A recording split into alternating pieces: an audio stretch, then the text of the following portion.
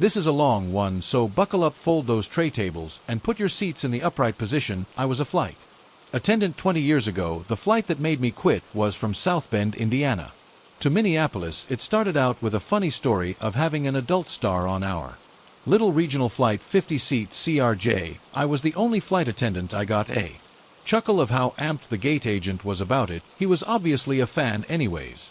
Everything else was normal, other than it not being a very full flight. We take off, and I'm in the jump seat chilling and waiting for the first ding to tell me we're out of sterile cockpit over 10,000 feet high. When the vibration system suddenly kicks on, it was then that my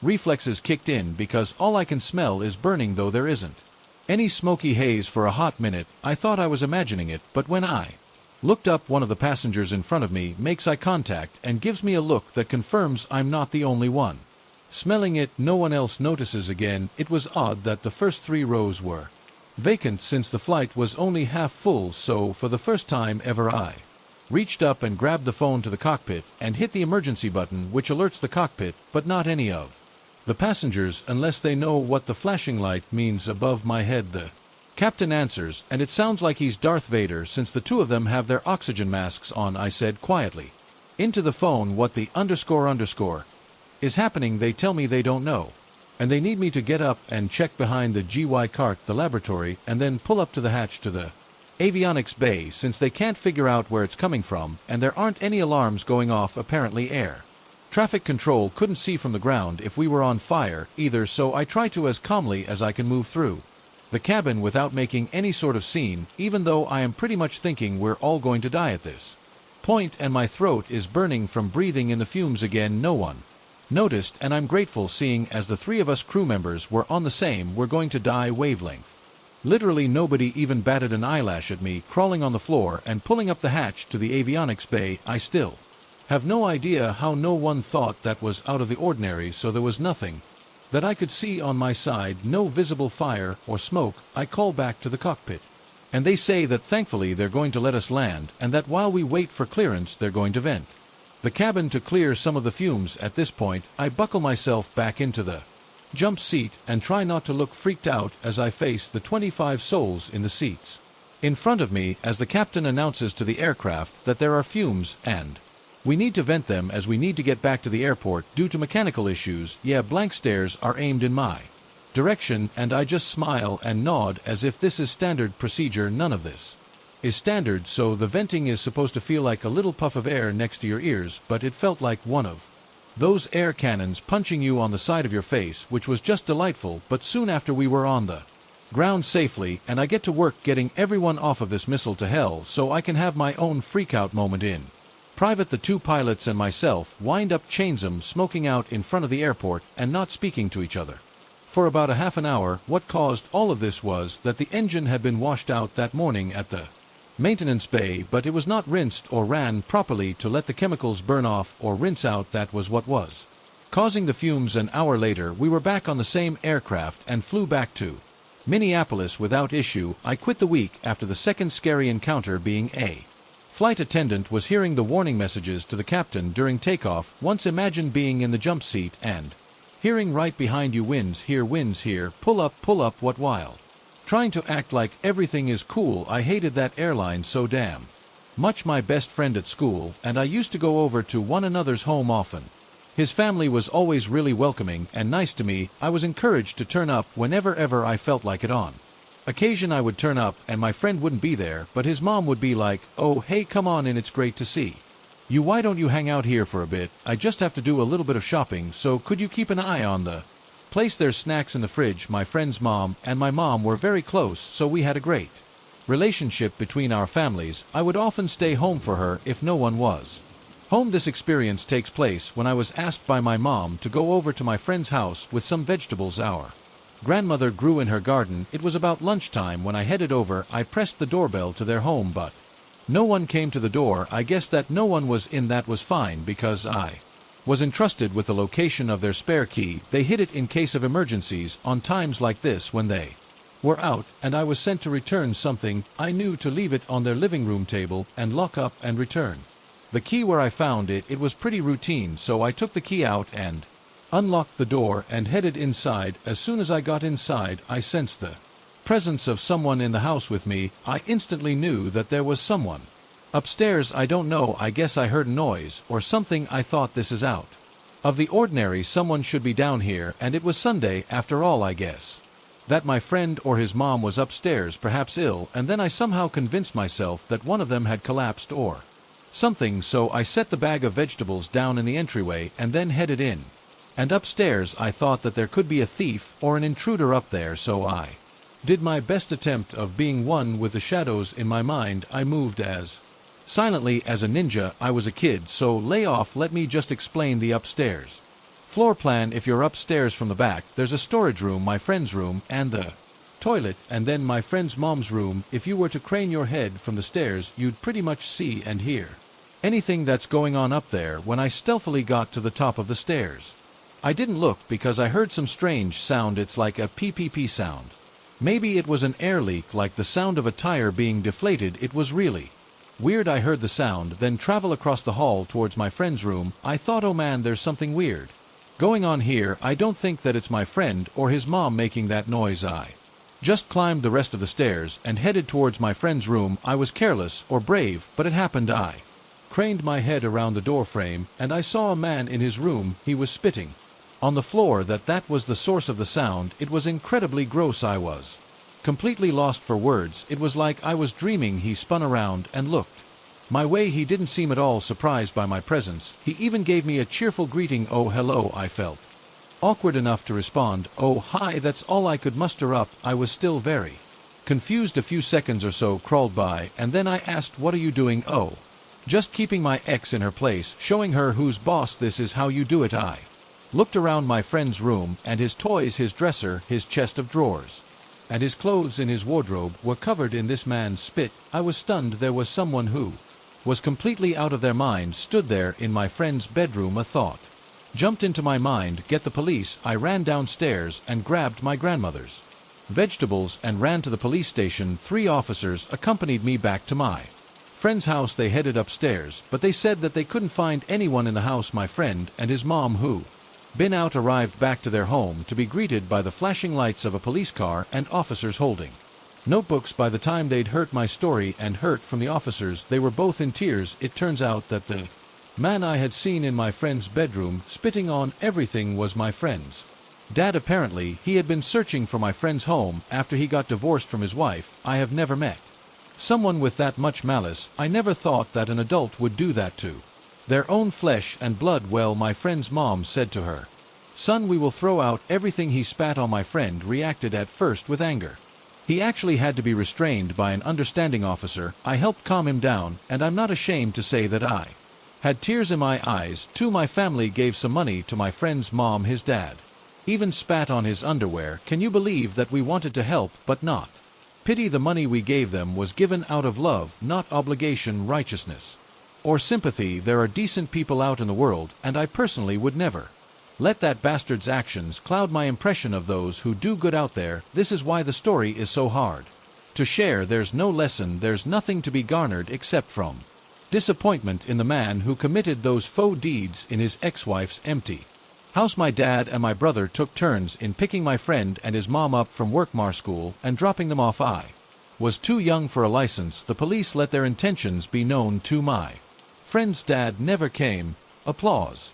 Back. My friend has an older sister, and we all think she's being stalked. It's ongoing, but I want to share what's happened. Currently, my friend's sister has been staying with my friend for a while now to get away from it all and repel her stalker. She said it's like living in a nightmare. I wanted to do something nice for her, so I offered to take them both out for dinner to take their minds off of things. We sat down to dinner, and things were going well until I saw my friend's sister's face drop. She began to tremble. I felt bad for asking them to come out. Maybe it was too soon. Then she muttered. He sat behind me. I looked behind her, and I saw an old man with an unnaturally creepy smile. He was peering towards our table. He made me feel nauseous. He was just gross. He was the stalker. My friend had seen this guy following her sister before, so we were beyond it being a coincidence or a case of paranoia. My friend had had enough. She stood up and went over to his table and said loudly, if you don't stop following my sister, then I'm going to the police. A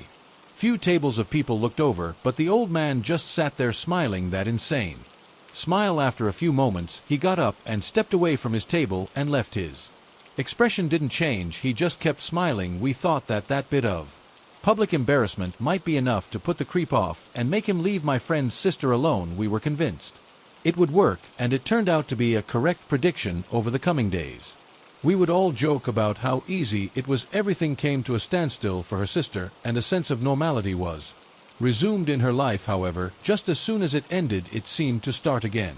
This time the old man's target of torment was different. This time he was stalking my friend and not her sister.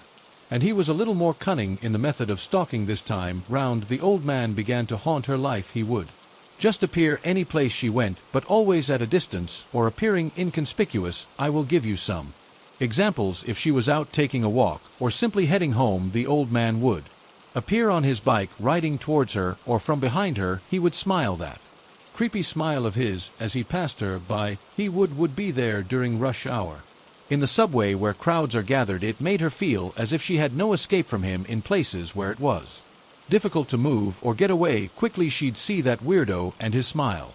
Enough was enough. My friend went to the police. Unfortunately, they weren't able to help. They said that because he actually hasn't done anything except smile at her and her sister, they couldn't do anything. She left the station frustrated and with a feeling of vulnerability. The old man and his behavior got worse. He was everywhere. She thought that the police might have been able to intervene when she saw him at college on campus, but again they weren't able to help or offer any kind of protection to the untrained. He was just an old man who was walking around smiling. What's the harm in that? She tried to mobilize all of her friends to help to discourage his behavior, but to our surprise, some of her friends didn't believe her. They said she was grasping at straws. She must have felt quite alone at the time. I believed her, though I had first-hand experience. I saw that creep with my own eyes, plus anyone who knew my friend well enough would say she's far from a liar or an exaggerator. It was helpless every day. She grew more nervous and worn down, and every day the old man just smiled at her.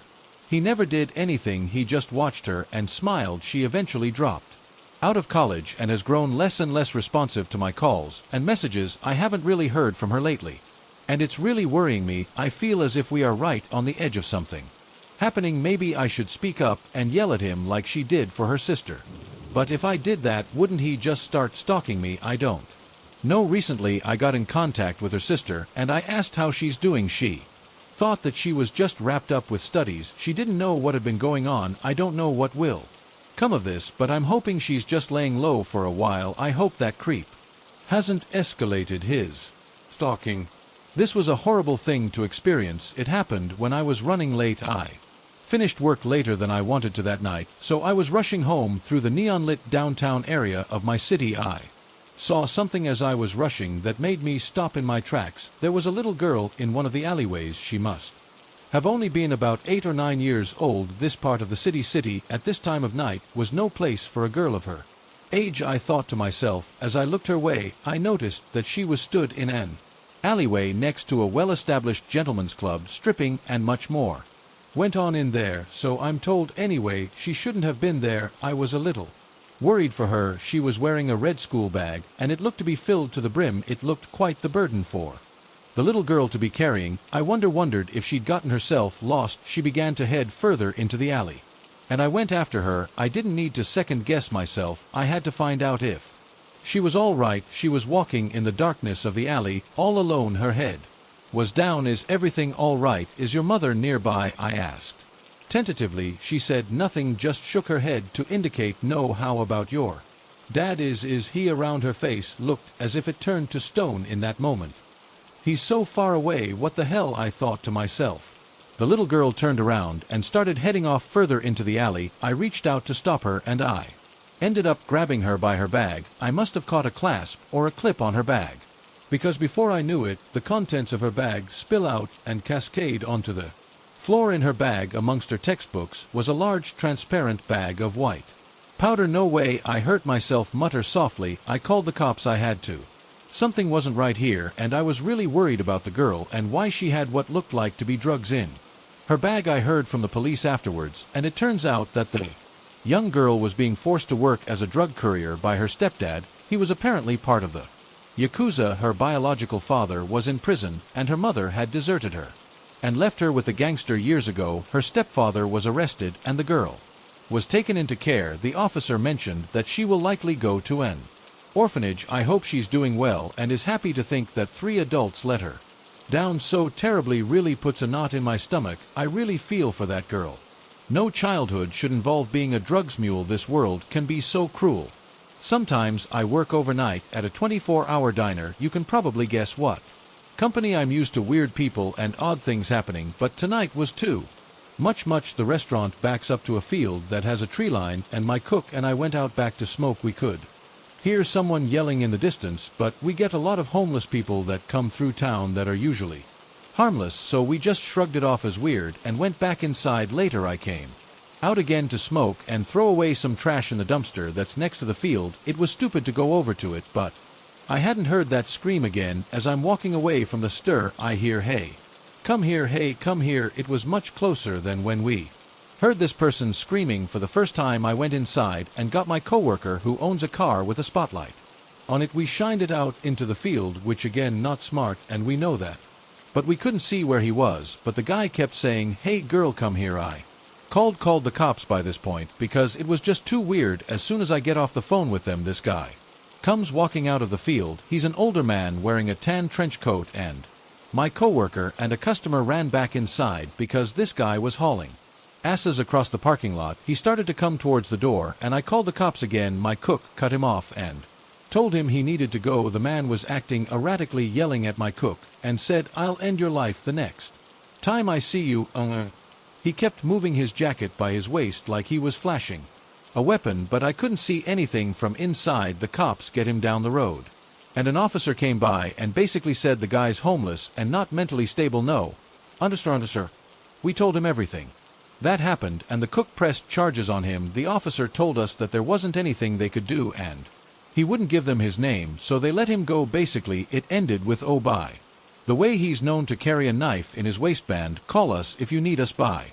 He came back again, hauling ass across the neighborhood parking lot and back into the field. We could hear him screaming, yelling, "Hey, come here," again and again. We got busy when the bars closed and haven't heard him yet in since, but I know he's still back there because I caught him sleeping behind the dumpster before my manager comes in the morning, and I'm going to try to convince her to let me take a picture of him off of the security tapes so I can warn the other third shift workers. The field he's camping out in also backs up to a middle school, but the cops said again there was nothing they could do. Hopefully he moves on and leaves us alone, or the cops can get him on something where no one gets. This happened a few years ago and still rattles me when I think about it.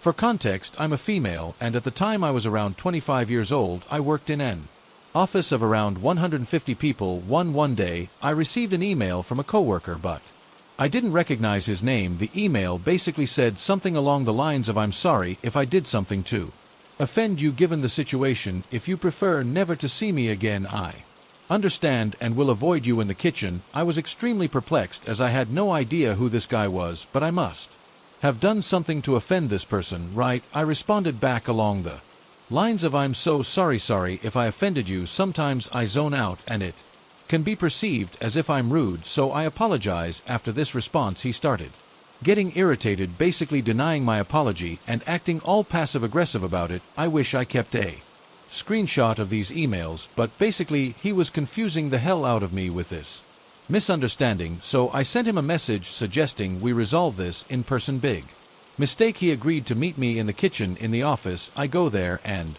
immediately see a tall 30-ish-year-old guy who I've seen around but never met before. I explained to him that I apologize, but I truthfully have no idea who he is, have never even met him before, and don't want any issues. What happens after made me very concerned. His face flushed bright red, and he looked visibly angry. He was stuttering and denying that I didn't know who he was, and then says, "You've been staring at me for months when you made eye contact with me. You gasped and ran away." Okay, what the I strongly denied this and told him it was a mistake, and he kept insisting that I've been staring at him for months and he could always see me doing it. Eventually, I realized he couldn't see reason and decided to end the conversation. Upon reflection, I realized that it's possible he thought I was staring at him, because when you walk into the hallway next to the kitchen There is a room with glass at the end where a bunch of desks are. His desk would be right in the line of sight if I was walking down the hallway, and he had a funny sticker on his desk I'd sometimes look at, but this seems like a huge stretch. After this incident, a coworker pulls me over and asks me why I was talking to him. I explained the situation. She looked scared and told me that last year he appeared in the office in the bathrobe, raving like a madman at people, and he wasn't fired. Was I dealing with someone in the midst of psychosis? Was he dangerous? No clue, but I reported this ASAP to my manager, who took it seriously enough to tell his manager. I don't think he works there anymore. Thankfully, I left this company 2 weeks later, but I was extra cautious to not go anywhere near that guy. I encountered this on the 2nd of January when I was asleep in my room. I'm an 18-year-old female living in Singapore with my parents in my family.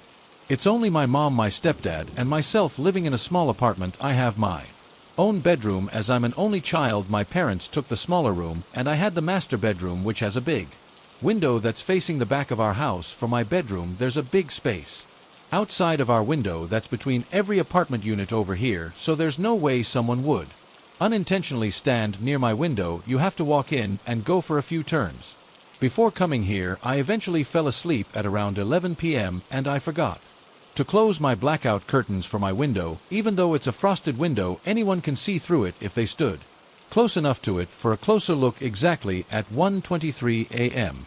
I heard 3 loud knocks on my bedroom window, which eventually woke me up, as I'm a very light sleeper. Where I'm sleeping, my window is on the right corner, and I can see whatever shadow that projects through it day or night. On that night, the only light I had on was my table lamp that was facing me at its highest brightness. At first, I was sleeping while facing my room door, so I had an automatic response to turn my head and look at what's knocking on my window. To my surprise, I saw a silhouette of a man's head that was clearly visible on my window. I had goosebumps. I froze because I was unsure of what to do, as the curtains were wide open, so obviously that man's intention was to look at me through my window. Despite my parents' room being right next to mine, I went into shock and had to call my mom to help check if I was tripping and to also close the curtains for me. I told her what I saw afterwards. In the end, she advised me to sleep in the living room for the meantime to calm myself down. I felt really uneasy that night. I couldn't go back to sleep since I stayed awake.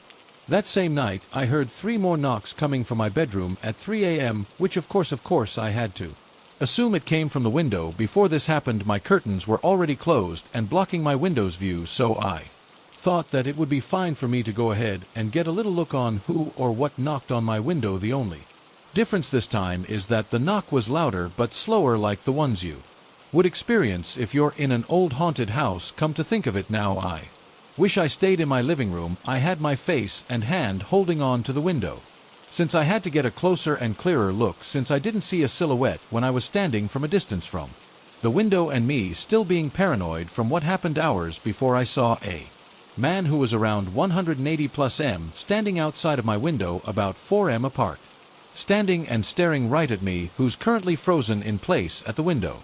When I saw him, he was wearing long gray pants and a black t-shirt. He was really pale. It looked as if he had no expression when he saw me. By the time it happened, I wasn't really sure if it was the same man that stood outside at around 1:30 a.m. As tired as I was that night, I knew I wasn't hearing things or seeing hallucinations. I was perfectly wide awake when I saw that man. Moral of the story: always check your windows before going to bed, and it's best to get a blackout curtain to protect yourself. I am a psychiatrist, and during my training years, I worked for 6 months at a ward treating patients with depressive and anxiety disorders. It was an old building which had been housing psychiatric patients since the mid-1920s. On our floor, we had 13 beds and a nursing station, a living room, and a few conference rooms. One day, a few weeks in, I am interviewing a patient who, when asked about sleeping patterns, tells me she heard a baby crying at night, waking her up. There are no babies in that hospital, as the place is situated far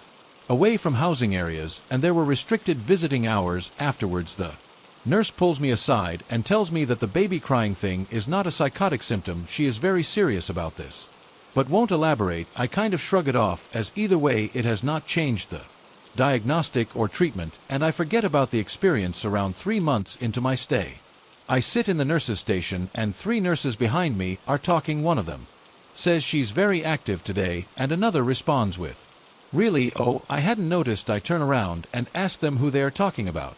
They look at each other, and then one of them hesitantly says, "Well, there is a baby here," she cries. Sometimes I of course say no, but they just kind of shrug and smile. Not 30 seconds later I hear it.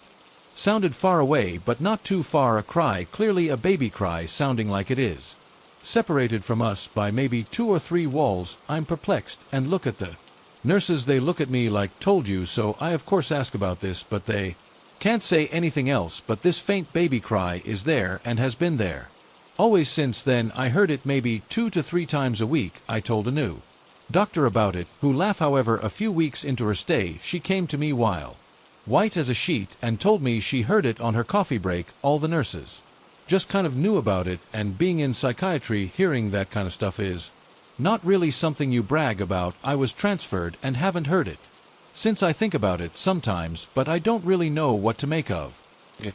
For some context, I'm female, and this happened a couple of years back when I was around 26. This happened in a big city. I was out with my dog, a little Chihuahua, heading to a vet appointment.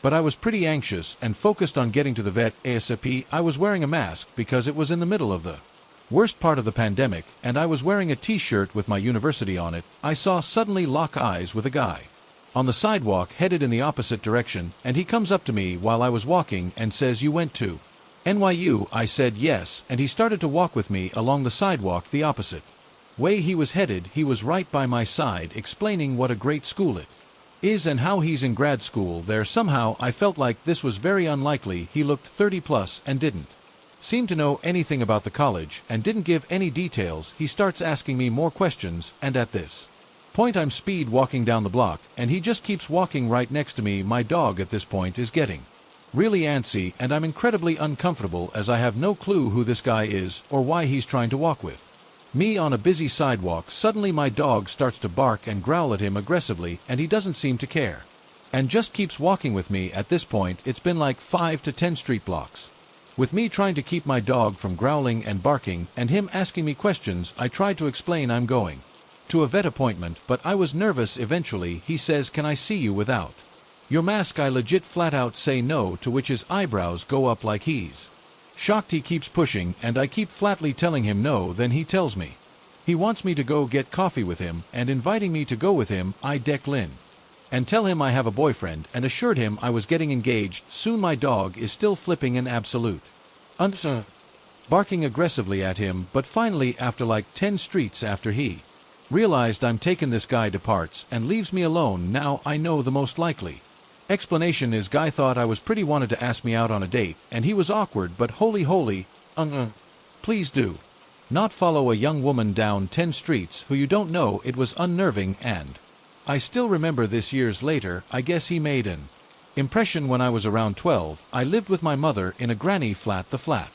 was connected to the old person's house and was built by his son. The neighbor was called Harry. There were 3 ways to enter the yard, one being from Harry's backyard, one being by the driveway, and the other being the main entrance. The gate at the driveway was broken, and we kept Harry's gate blocked. Harry was an odd guy around 70 years old and always gave me and my mom the creeps. But I remember one day when me and my mom were outside, he started talking to us over the gate and got on what we later learned was a step stool, and my mom told me to go inside. Another time was when I was taking out the rubbish, and when I turned around he was behind me just staring. I tried to leave, but he dragged me into a conversation, and after a while my mom showed up and asked what took so long, and when she saw Harry she told me to go into the house, and when she came back she told me that if he ever does that again to run away. The third thing I remember is when I was home alone and I heard the gate open, so I took a look outside. I saw Harry walking around the yard. I ran into my mom's room and stayed quiet. After a while I heard knocking.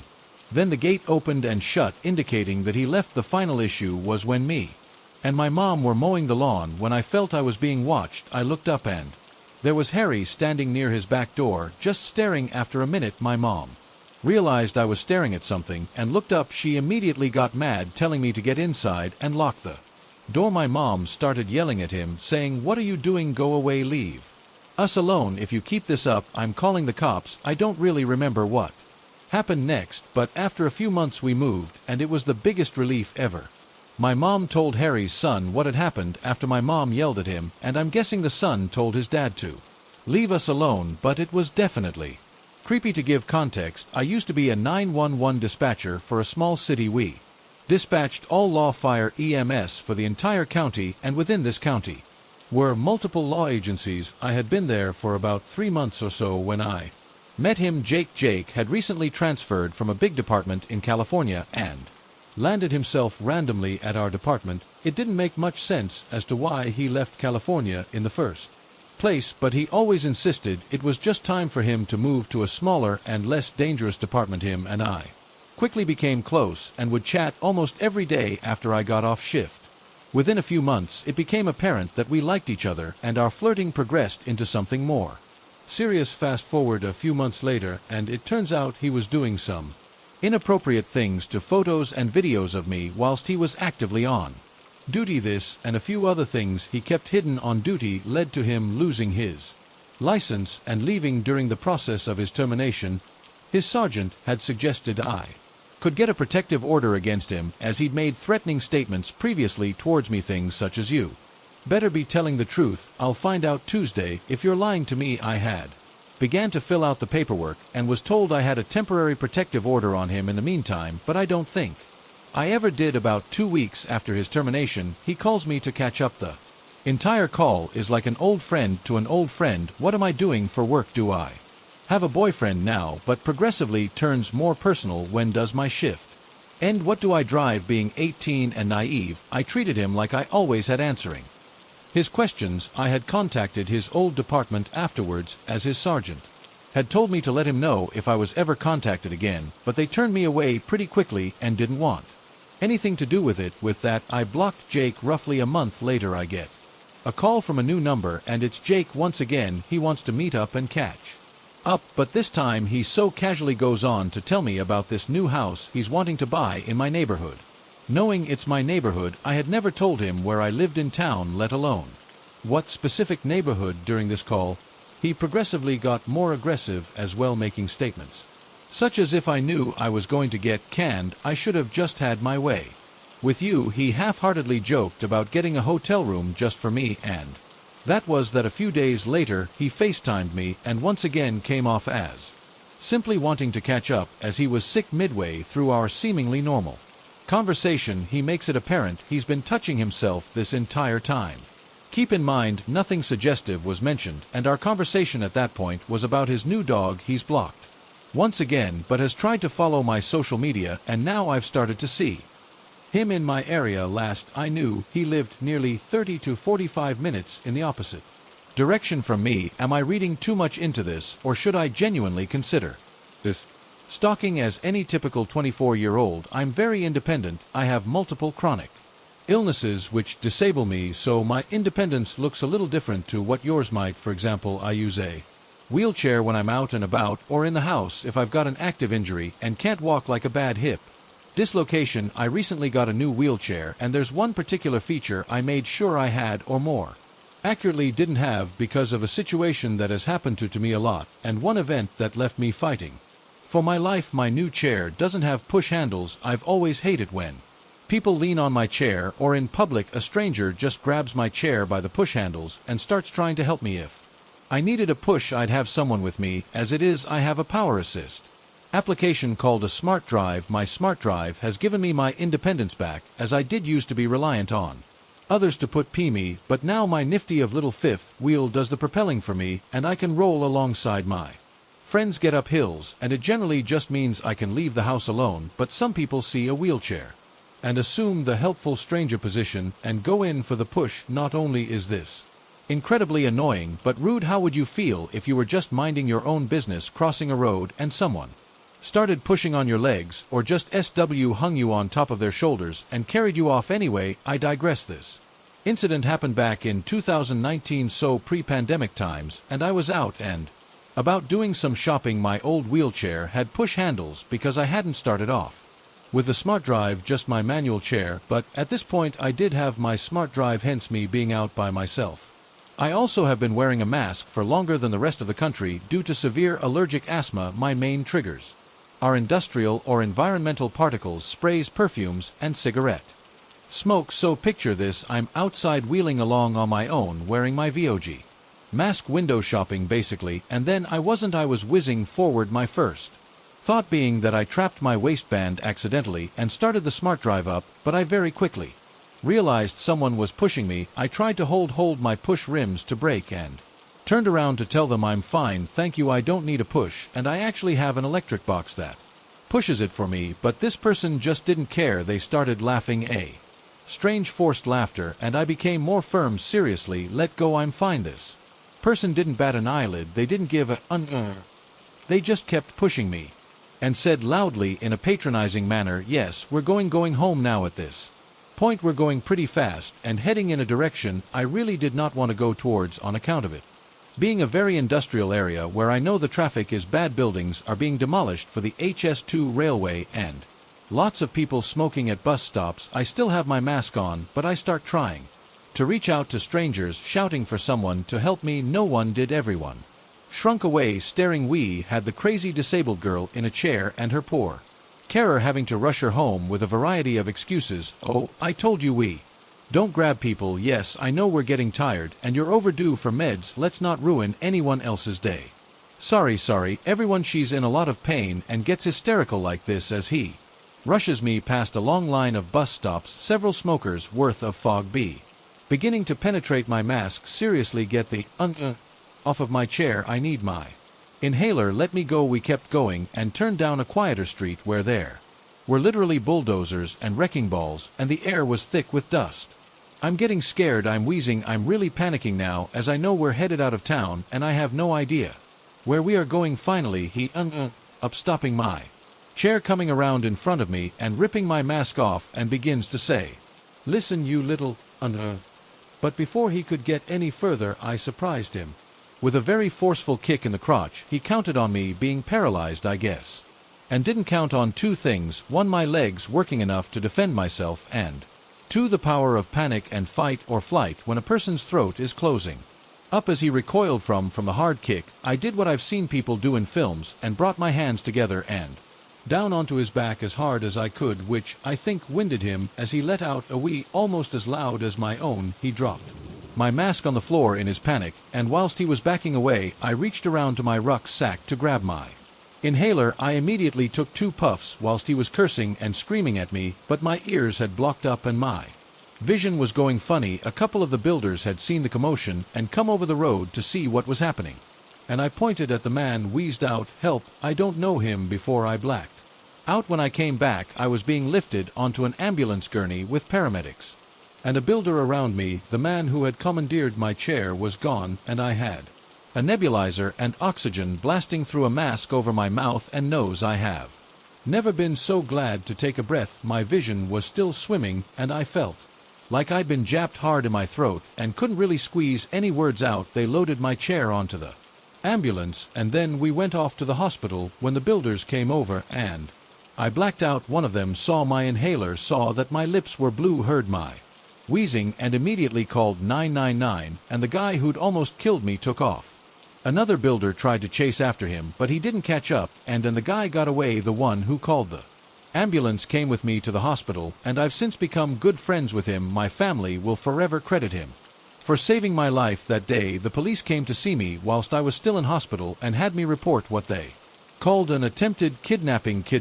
At the time I hadn't even thought about what the outcome might have been, but once the police had talked with me, I realized how lucky I truly was. That man could have done anything to me, and if he'd picked someone who couldn't use their legs, it could have ended very differently. They spoke to the builder who chased after the kidnapper that they were never able to catch him or even ID him. In terms of the wonderful Leroy, the police and my asthma nurse commended him on his quick thinking, and I bubbled with his family during the pandemic. Leroy, thank you for saving my life that day. And kidnapper, let's not meet again. At 19, I was hired for the role of a correctional officer. I was one of the youngest there at the time, working at the most dangerous prison in Australia. I'd worked there for 40 years, 7 days a fortnight, 12-hour shifts. While it sounded like a pretty laid-back rule, easy money, really the toll it takes on the mind is unimaginable, to the point where no money could encourage me to redo my time working there. There were good times, where the men I worked with would better themselves and make something out of their lives afterwards, but I saw all manner of things, from courtyard fights to someone playing with them in public, to murder and people ending themselves, but none of that is what stuck with me. Through my time there you would think so, but no, the one thing that stuck with me. In my time there was a short-lived and supernatural experience. There was not a single drop of blood spilled during this experience, yet it was one of the most horrific and graphic things I have ever witnessed. It was a night shift. The shift started at 7 p.m. and finished at 7 o'clock a.m. We rarely did night shifts, and this was my first one since finishing training. What usually was a staff of about 200 people had dwindled down to about 30 by 10 p.m. We weren't left alone per se, but we generally did rounds on our own every hour or so. I was prepared and ready to take on the night, and being the youngest on the team and presumably the most naive, there were rounds of light-hearted teasing directed towards me. You'll have aged to 60 by the end of the night. Be aware of the night crazies, young Padawan. The start of the shift was quiet, peaceful, almost no issues, no weird bumps in the night. The inmates were quiet, dead asleep in their cells. It was probably around 4 in the morning. Tiredness was really starting to sink in when I saw a figure shift out of the corner of my eye, just outside of the unit. At that point, I just brushed it off as being sleep deprived and left to myself while the other staff members did their rounds. However, when I saw the figure move back to where it first initially moved from, my alarm bell started going off quietly. At this point, I turned in my chair to face the windows that looked out into the courtyard and focused my eyes on where I saw the figure move to. Attempting to peer through the darkness, I saw it just a shadow, but there was something there now. Usually, if we saw something strange, we should radio it in case it was a loose inmate, but this wasn't a human figure, so I put it down to maybe being an animal, which, as large as it was incredibly unlikely. This was a maximum security prison. Nothing larger than a rat should be getting in. It took my tired brain longer than it should have to process this information. The alarm bells that just moments before were a simple quiet whisper of something may be wrong were now blaring. My now fatigued mind and body were awake, every nerve burning, ready to take action. I leaned over to the control panel and flipped on the outside lights. Nothing was there. Just me and my embarrassing labored breathing filling the unit. My radio cracked. My supervisor had seen the lights flipped on from the unit that she was currently doing rounds in. I had told her I thought I'd seen something moving outside, but it was most likely just my eyes playing tricks on me. She laughed back and said something that caused my skin to break out into a chilled sweat. We said to be careful of the night crazies. This is a lonely time, and the crazies are lively tonight. Really, it's a sentence that doesn't entirely make sense unless crazies was a descriptive word of someone or the name of something. I brushed it off as her and the team trying to spook the literal new kid on the block, but still something lingered inside of me that told me that something was not right. I had half an hour of tainted peace before the next encounter with this shadow, except this time it wasn't outside. It had started as simple quiet tapping. Maybe it was the wind, but it's coming from the inside. Well, then maybe it's one of the inmates awake and bored during the day. The inmates would cause a muck if they were confined to their cells, from tapping to banging to blood-curdling screams. The thing was, after a few minutes of thought, it was coming from one of the unoccupied cells. I was still alone at this point, but my unit partner should have been arriving back soon after finishing their rounds. I had stared at the cell door for a few minutes trying to determine what to do when the tapping sound suddenly stopped.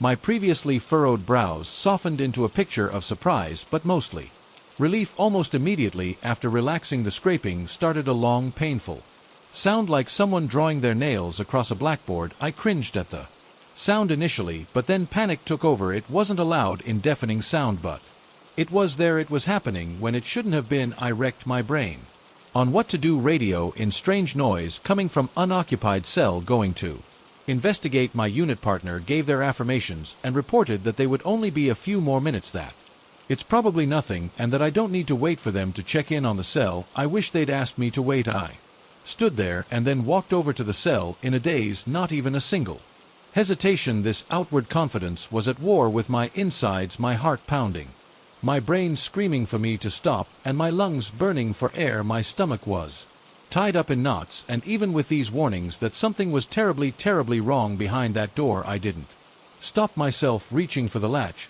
opened the door. I hadn't turned on the cell light. They all turn on at the same time, and I didn't want to wake the inmates. The only light poured in from the central unit, my shape, blocking most of it, letting a few dim streams through.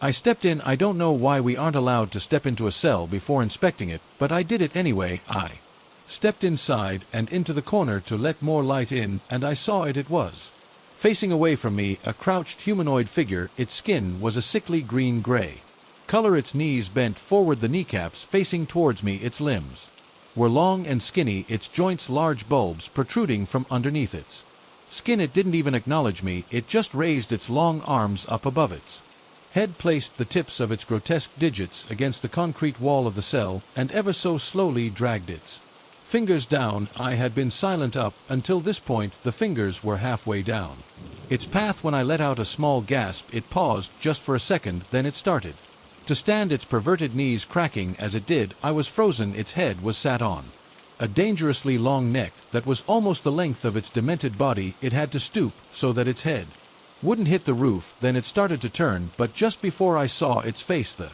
room went black. The door had shut, and I crumbled to the floor screaming for what felt like hours, but in reality it was only 30 seconds according to my partner, who had ran to open the cell door. I was sent home early that day. I expected to hear something about it when I went back into work, but there was nothing, not even light-hearted teasing. It was like nothing had ever happened. A few months after the event, when I'd finally settled back into a normal routine, I did some research on the prison. Many old Australian prisons had wretched pasts filled with torture. This particular prison was notorious for it back in the day: abuse, torture, hangings, and riots. I wish I not researched the history of the prison I worked at, because up until that point I convinced myself that I was simply sleep deprived, although that doesn't explain the cell door closing shut and locking. For the most part, the research brought up nothing too daunting, just the typical graphic and gruesome history of Australian prisons. However, I unearthed the diary entry that was written by a man from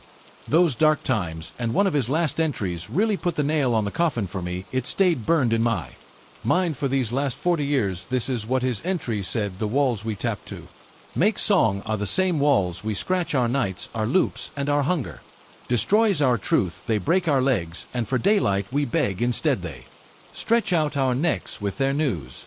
Hey, this is my first ever post on here, and I just wanted to share a couple of creepy and strange encounters in my hometown in Ontario, Canada. This first encounter that specifically haunts me to this day happened 3 years ago in the summer of 2019. I was 16 at the time. I'm a pretty big-built guy, but I'm not the most confident when it comes to encountering some of the nutters you can encounter in Ontario. I was walking home from my local grocery store after going on a late-night snack run, as I had plans of just gaming late with a couple of buddies that evening. This isn't a super long story, but basically I was about halfway home when I had noticed this homeless guy on a bike that seemed to be following me. I had recognized him before.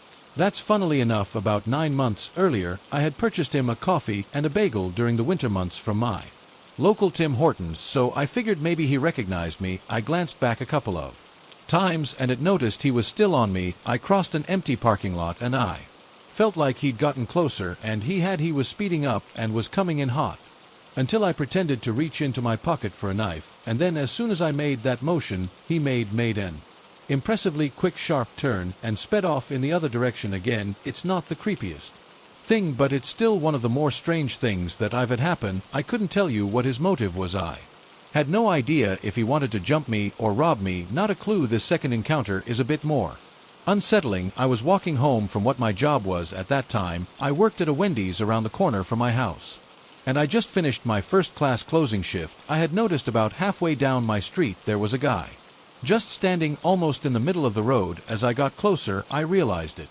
was someone who actually lived at a house that was about 6 houses down from mine, and he'd gotten onto his knees and started muttering random words and quotes from actors and movies. I'm pretty sure he was just on something, but he was shouting and smiling like a manic person. At one point, he ended up chasing some guy walking his dog. Right as I had looked back when I got to my front door, hands down, some of the wackiest I've experienced. Several years ago, I walked a handful of blocks of the street from my partner's house to a convenience store to buy something to drink. It was about 11 p.m., and I was trying to slide in there before the store closed to set the Scene: we lived in a transitory neighborhood that was chocked full of abandoned houses and crime, with a few occupied residences and businesses scattered about. There were zero streetlights or illumination. Envision a more compact version of the type of Detroit neighborhood exemplified in the movie Barbarian, and you won't be far off the mark. Looking back, the nighttime excursions to the store / from my place to his were absolutely idiotic on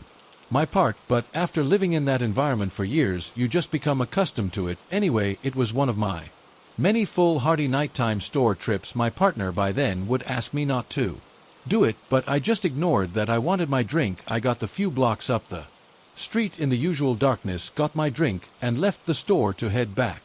Outside the store, a guy was standing near the trash can, hassling everyone who came out, asking for money, cigarettes, and that kind of thing. I told him I didn't have anything and started to cross the parking lot and head back, but this guy sprang after me like a rabbit and grabbed a hold of my arm. He starts aggressively demanding that I go to a party with him and trying to steer me down the pitch-black side street just beside the convenience store. He was probably 6 feet 7 inches, crazy tall and really thin, with dreads all in his face, making it hard to even see what he looked like. His fingers bit into my arm and felt like they pinched a nerve. My heart starts pounding like crazy right away. I was used to brushing off this type of behavior, having lived in that neighborhood for several years by then, but this was way more aggressive than anything I'd faced so far. I shook my arm out of Dis's grasp, told him I was heading to my partner's place and it was only a few blocks down the street. I said that he was waiting for me. I said sorry in an attempt to play him and took off speed, walking down the street as fast as I could. He called after me several times, and then I heard his quick footsteps as he decided to follow me down the street. By then I could feel my heartbeat in my eyes, my mouth had gone dry, and I was almost hyperventilated with fear, trying to stay quiet so this wouldn't hear me. I had this feeling that to show fear or to look back at him would cause him to react violently right away, so I just put on a burst of speed and tried to outwalk him. My legs were no match for his crazy long stride, and I could hear little pieces of rock and concrete crunching under his feet as he closed in on me. I literally felt like my heart would leap out of my chest or explode from fear. I tried to walk faster, but I could hear the guy right behind me. I could hear his breath in my ear, and I got this overwhelming feeling that he was going to grab me at any second, maybe with a weapon, and try to force me to walk wherever he wanted me to. The neighborhood is pitch black, and there's no real through traffic, not at night. If he wanted to force me to go with him, I'd be powerless safe for trying to run from him, but with his height advantage, I knew he'd catch me fast. Then I could see my partner's driveway and him standing at the end of it, waiting for me. He had this terrible feeling and already worried constantly about me walking at night, so he'd come outside to wait for me. I saw that he had his crowbar in one hand, and then my nerve broke and I started sprinting towards him, and the tall guy behind me started to run after me. I reached the place where my partner stood and squeaked out help or something like that. I dove behind him and cowered, waiting for the tall guy to pull out a gun and shoot us both or start struggling with my boyfriend. It didn't happen. He gets right up in my boyfriend's face, standing way too close to him, and asks for a light. My boyfriend gives him one, holding the crowbar a lot in the other hand so that it was very visible. Then I grab a hold of him and yank him into the house, locking the door and absolutely losing it, sobbing and freaking out while trying to choke out what happened. My boyfriend goes looking from the windows and sees him kind of standing around and then leaving. He saw him here and there for months afterward, up at the store or walking up and down the street. Unsurprisingly, I'm sure I never took another nighttime walk. I still sometimes have nightmares about it. This is the late 80s, early 90s. I was around 6 to 7 years old. I'm at home with my sister, who's 14 to 15 at the time. We grew up in a small Texas town. Everyone knows everybody. We're home alone this particular night, and my folks let my sister babysit me frequently. We always got along due to our age gap. It's about 8 p.m. in the winter, so it's dark, and we're in the common room since that's where the TV was watching 60 Minutes or 48 Hours or hard copy or some __. It was one of those news pieces on CBS that chronicle large crimes in death, things like trafficking, murders, kidnappings, and the like. Basically a gritty Lifetime special. This one was a typical story. Guy next door that was quiet went on a rampage in his next door neighbor's house, mutilating them and kidnapping their young daughter.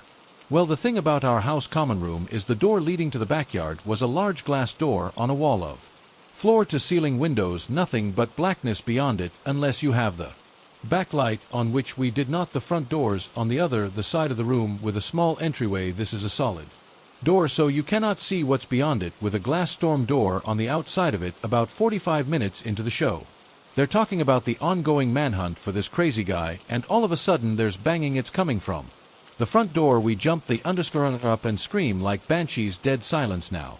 The only lights on in the house are the kitchen down the hall from the common room we were in, and the light from the TV. We start thinking something on the porch had simply blown against the door. This was West Texas. Crazy strong winds out that way. Well, a minute or two of silence and us holding each other. Post-adrenaline overdose passes. Just when we are about to declare everything is safe, we hear the storm door on the outside of our front door close. Underscore. Someone had to have opened the door to be able to bang on the front door like that. We're both frozen in the middle of the room on the floor where we've been watching TV. My sister crawls over to the TV and turns it off. It was an old TV, so you had to turn the metal dial to switch it off, which it does with a mildly loud thunk. Now it's just us in a room dimly lit by the kitchen light down the hall. I do not remember how much time passed with me frozen and my sister still crouched by the now off TV, but we kept making eye contact, then looking at the front door. I remember this part vividly. I'm on my knees sitting on my feet, and I turn around to look at the back wall of windows and glass door we hear, and I see the back door knob turn. It was locked on the knob, but not dead bolted. It rattles slightly as if someone is gently trying to handle. Neither of us make a sound. We just held our breath, and then banging loud as hell as if someone's trying to force the door open, just jerking it back and forth. The whole wall of windows is vibrating violently, and I can see with each jerk of the door how my slight reflection gets fuzzy, then clear, and then back to fuzzy. My sister flips her and screams bloody murder. I'm still FR on the floor. She gets up and basically drags me into her bedroom, slams the door and throws her mattress and anything she can in front of her door. Thankfully she'd remembered the phone, one of those ungodly heavy beige plastic long metal antenna portable phones. We still had to direct dial the sheriff there, and in her panic she didn't remember the number. She just hit redial on the phone. It was one of her friends, and she tells them in broken gasps that someone is trying to get into our house and they need to get there right now. I'm curled up on the floor and cannot stop shaking. We don't hear anything else until we see the lights of my sister's friend and her parents driving up to the house. We never did find out who was at the door or why.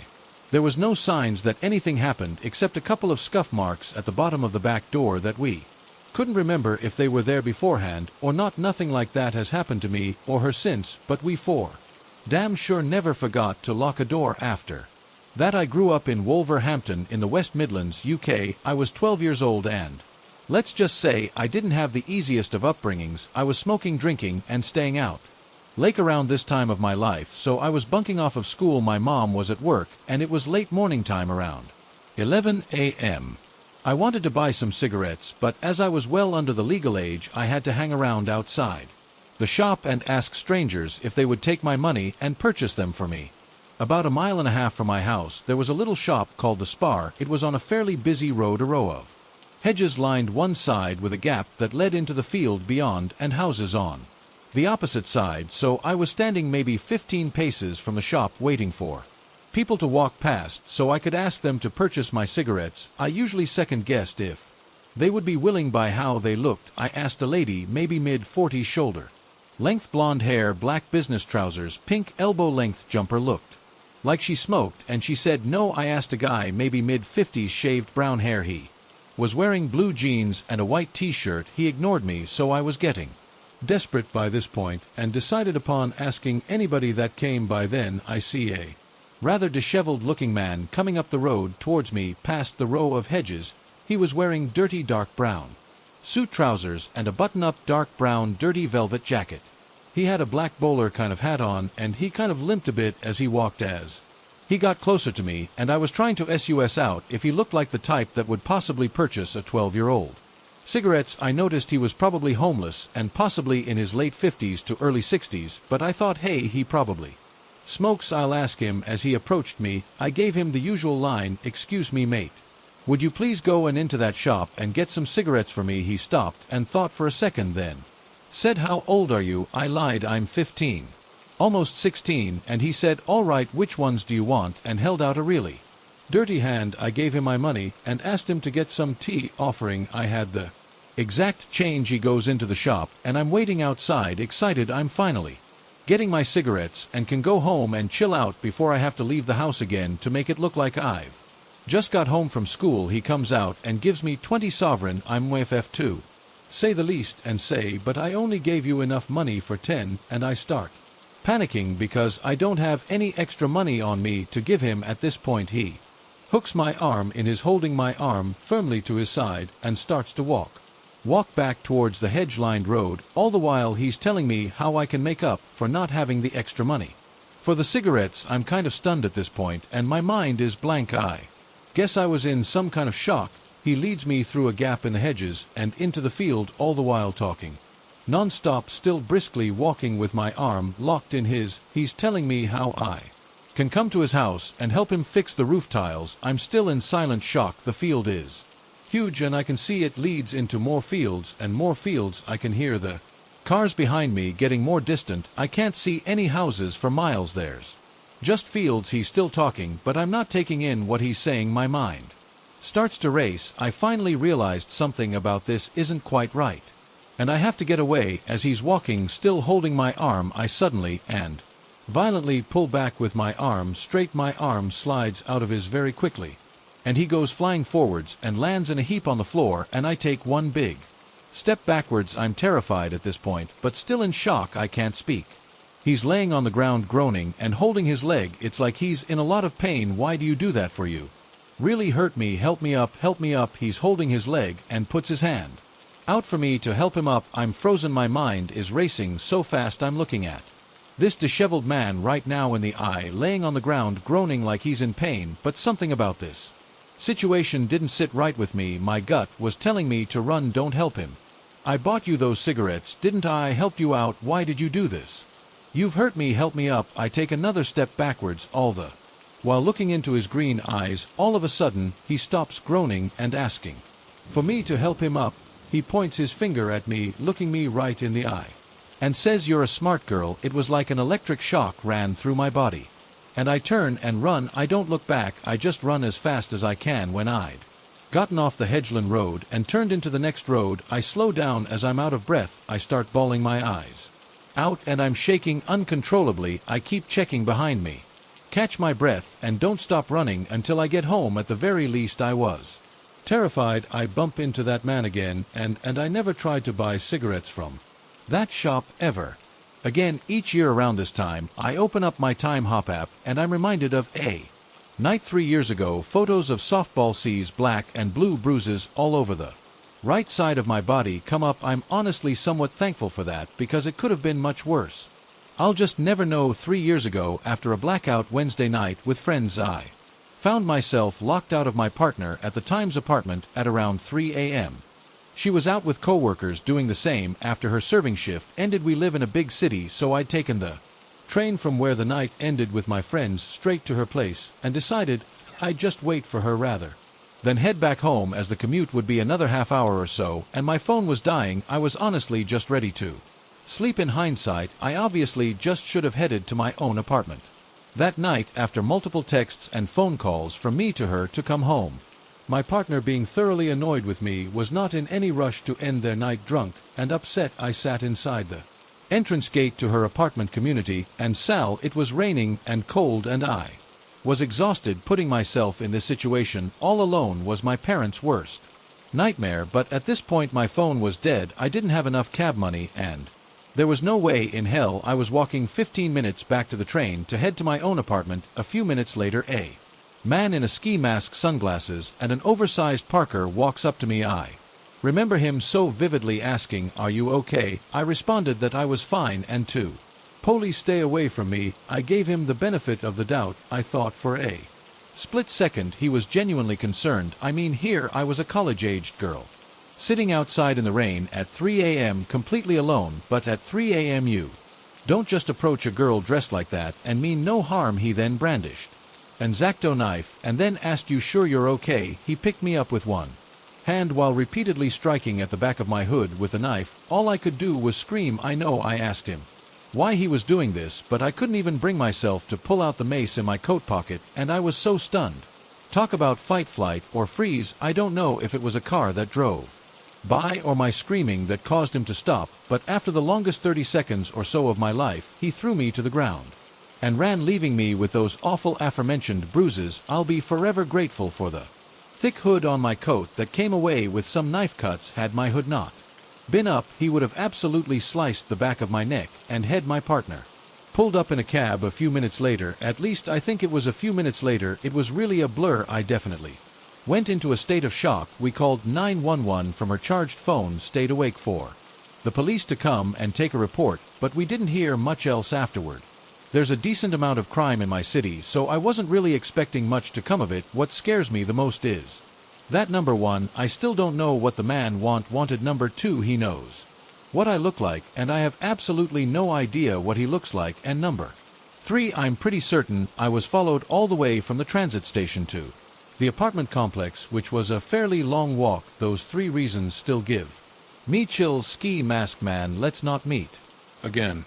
When I was a teenager, I used to go out camping by myself. I had a spot where I liked. That was across a few fences from my grandparents' house in the middle of nowhere. One of the places I cut through was a pasture full of cattle. Around cattle, especially cattle unfamiliar with me, I try to be very careful to not spook them, but otherwise cows are pretty easy going. This was about a mile from my grandparents' house and probably about 2 from my destination. The one time I remember, I slipped through the fence to find the cattle already freaked out. They were insanely agitated about something I was not aware of, so I stayed well clear of them as I went through the pasture. I had a good time camping that night and packed up the next morning. As I went back into that pasture, however, there was this ridiculously bad smell. It smelled like a skunk. It fought with something in a fertilizer barrel of and the barrel broke open. It was awful. I tried to look around for the cows to make sure they were not going to surprise me, and I could not find them. They were just gone. There was some brush and trees though, so I thought they were just out of sight. I keep walking through the place to get home, and smell is so bad that I set my stuff down at the fence line and decide to investigate. Well, I found the cows. All of them were shot and ripped apart. Someone had carefully shot them in the head with a bolt gun style thing and eviscerated all of them. It also dragged them all into a little shallow ravine and piled the bodies up, and it was horrible. I hightailed it out of there back to my gear. My stuff was gone, as in I set it right here on this rock, and it's not with an EY shot. A quick glance showed me there was not anything ripped out or fallen out, so something or someone had picked it up while I was 200 YD away for less than 5 minutes. I think Usain Bolt would not have been able to catch me on the way home. I've never heard anything else about those cows, and I did not go back to the old camping spot again. So this happened about 3 years ago. The story begins with me having to replace a large section of drywall in my house, as I had a bad leak on the 3rd floor bathroom of my house. I have a very trusted contractor that I've used and my family has used many times before. I've never had a bad experience either way. It's Saturday morning and I lead his crew into my home. I pay no real attention other than saying a quick hello and opening the door for them to bring in their materials from their truck. I'm upstairs studying and minding my own business when my roommate texts me that one of the workers is possibly drunk. Now, a bit of backstory: there have been several times before where she has falsely thought that there are sketchy people on our block. We live in a city, however, they have always turned out to be construction workers or service people, so I wasn't exactly surprised. I text her back that it's okay because I've used this crew many times before, and because it was in the morning, he probably wasn't drunk. She insists he is to me, so being the male of the house, I decide to check it out. I walk downstairs and notice there is one guy who isn't working. He's just walking around aimlessly amongst the crew without a real purpose. He is a large, well-groomed white man dressed in clean, baggy, casual clothing. I go up to him and he mumbles some absolute gibberish words to me that I cannot understand, and I can tell that he definitely isn't drunk, but that he might have some intellectual disabilities. In my mind, it was a better than good chance that he was a relative of one of the workers, given that they seemed comfortable with him walking around the work area. Fast forward about 2 hours, I have to run to a quick doctor's appointment, and while I'm leaving I noticed that the guy is sleeping on the couch in the living room. On my drive to the doctor, I decide to call my contractor who was at another site to let him know that one of his guys or relatives of his workers was sleeping on the job. He's extremely embarrassed when I tell him and tells me he'll call his crew to take care of the issue. 15 minutes later, I get a call back. While I'm in the car, in a very timid voice, he tells me that the person isn't with them and that they have no idea who he is. My heart stops, and like a movie I literally swung my car around and started speeding home at top speed. I immediately call my roommate to tell her to lock herself in her room and that he's asleep, so not to do anything crazy.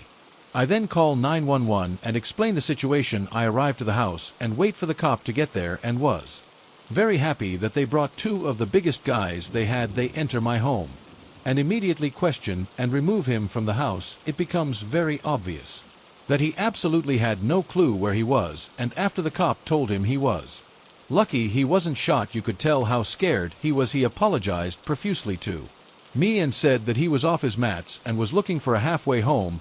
He tells the cop he needs to get his bag, which he left upstairs. The cop obviously doesn't let him get it, but strangely makes me search for it and retrieve it. I have immediate flashbacks of Brad Pitt and Seven, even so I wasn't too happy with the officer. Luckily, it was just filled with books. After this is all done, I go to do laundry and notice that this guy spilled detergent all over the walls and floor of the laundry room. I guess he tried to do laundry and forgot that the detergent goes in the machine, not on the walls.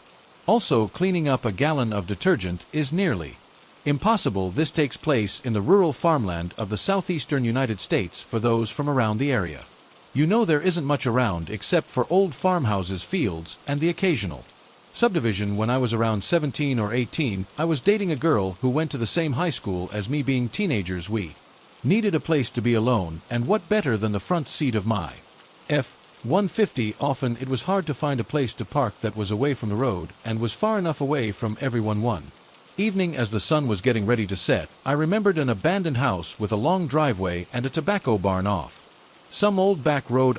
With no other houses. I'd been there before and explored the property. The house's roof had been abandoned long ago and currently had been used to store lumber. The house had no doors or windows left, and the rest of the property was clearly in disrepair and didn't appear to be used at all. I figured this long forgotten property would make a good spot, so I drove my truck up into the driveway, far away from prying eyes. I put my truck in park, lifted up my center console, and put on the radio. As my girlfriend and I were talking, she suddenly stops with her eyes glued to the rearview mirror and says, I think someone is here." I initially blew her off, as I was fairly confident no one was around for miles, but I glanced in my rear view to see that a very beat-up looking Ford truck had pulled directly behind mine, and the door flew open. Out jumped a tall, dirty-looking man holding what appeared to be a .30-06 with a weathered wooden stock. As I put my window down, the man advances, yelling all types of obscenities from the side of my truck. As he walks up, I hear the distinct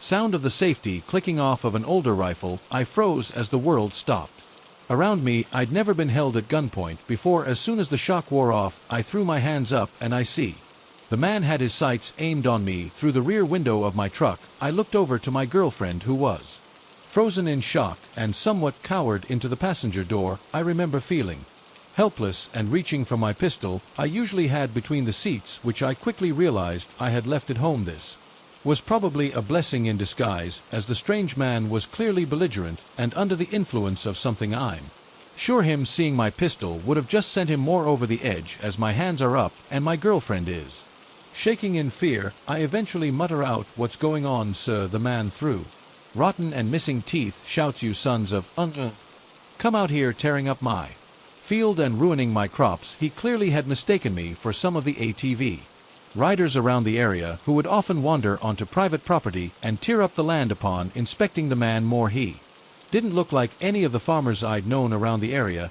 Having lived here 15 years at this point, I was fairly familiar with the local farmers. This supposed farmer looked maybe in his early 30s and looked to me more like the junkies I would see downtown. I replied to the man that I'd never been here before, nor that I was responsible for destroying his crops. Trying desperately to defuse the situation, he wanted to hear none of it and continued to mutter while still holding me at gunpoint. I waited for a break in his incoherent babbling to apologize profusely, and say, "Sir, if I'd seen a no trespassing sign I wouldn't have dared step foot on the property." The man advanced from behind my truck to open my window to yell, "Didn't see no sign." He didn't believe me. As I studied him, he continued to grip the rifle tighter and mumbled to himself, "I apologize, some more, offer to leave."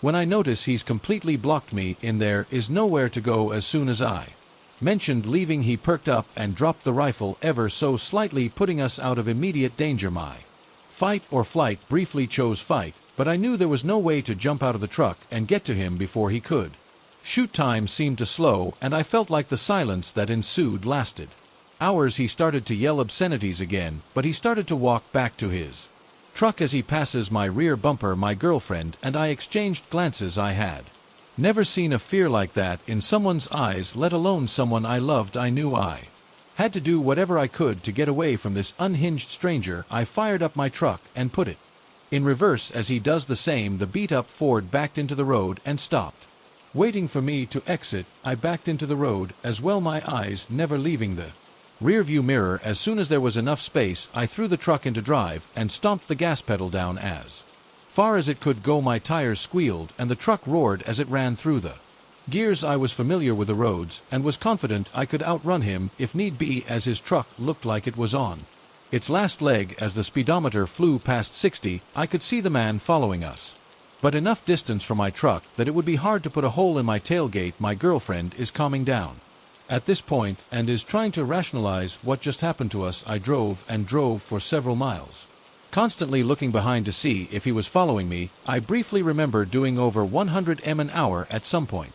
The mood in the cab changed to utter disbelief as we talked how the crazy supposed farmer looked and awkwardly laughing off our near deaths. I never saw the man again after that and never returned to the abandoned house except for the next day to leave him some ruts in the front yard of the rundown property. Looking back, I haven't the slightest idea as to how the man knew we were there, as we weren't visible from the road, nor were we followed. I personally think he was just some tweaker, as I knew most of the farmers in the area, and being in small town you know everybody. I had never seen this man in my life, nor have I seen him since. I certainly was in the wrong being on private property and had heard horror stories of people running from CRA farmers as bullets flew over their heads. However, a couple of kids parked up in what was clearly a forgotten property several hundred yards from the nearest field shouldn't have warranted a firearm pointed at me and my girlfriend, who were sitting in a clean truck that obviously hadn't been tearing up any fields. Coming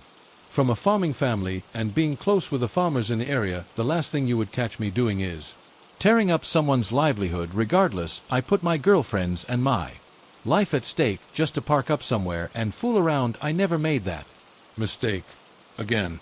My family is from a small town in East Tennessee. My father's side of the family seemed fairly normal. They were mostly tobacco farmers and were poor hillbillies. My mom's family, on the other hand, seemed like a disaster. From everything I've heard, my grandfather would take my mom and aunt to bars and leave them in the car while he drank and wined women. He would beat my grandmother and berate her in front of the kids. My mother's side is part some kind of white European and Native American. My aunt, grandma, and grandpa all have dark black hair. My mother has auburn hair and freckles. My grandpa would call her a bastard and tell my mom that my aunt was the prettier daughter. My mom had even told me that her dad brought a drunkard home from a bar and that he did stuff to my underage aunt and forced my mother to watch. So my mom had a good reason to want to escape home. During her freshman year of high school, she met my dad. He had gone to a revival at a church with his sister and started talking to my mom there. The preacher was a man called Gene. My mom and dad talked for a few weeks but were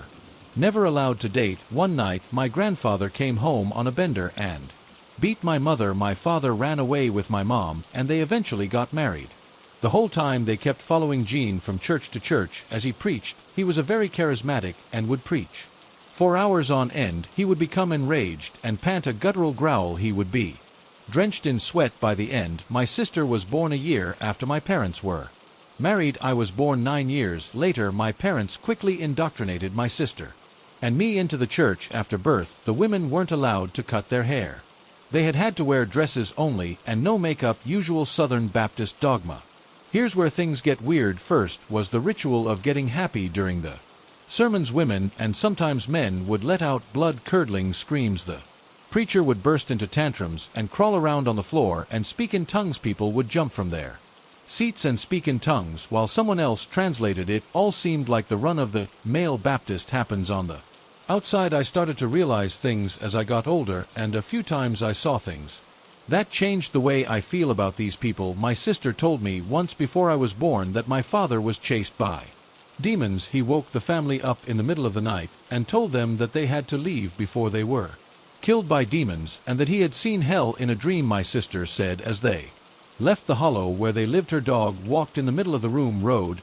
He stood up on two legs and tried to block the car. My dad ran him over. My father was crying that he could see things climbing in the trees. They drove to my aunt's house and picked her up. Then they went to Jean's where he calmed the demons and prayed them away. My sister said my mom would do odd things like build altars in the woods and pray at them for hours alone. I have seen my mother fly into fits of rage and lash out at me or my sister, then forget that they happened.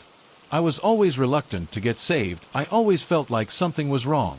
During heated sermons, I would go into the basement of the church and pray that God would get me away from it. The two major events that made me believe something evil was afoot will be burned into my mind forever. One night when I was 3 or 4 years old, the congregation was praying over a sinner and helping them get saved. I was sitting in the back row watching. I felt the room get cold, and then I heard a growl, the most deafening noise I've heard to this day. Then all of a sudden the people stopped praying, and like zombies the churchgoers walked back to their seats. The people sat there quiet for hours. Then we all got up and went home. The other event happened when I was a teenager. We had gone to revival in the middle of nowhere. The church was stifling hot. The preacher had gone into a tantrum, and the people were screaming and dancing around the room. I started praying and asked God to let me leave.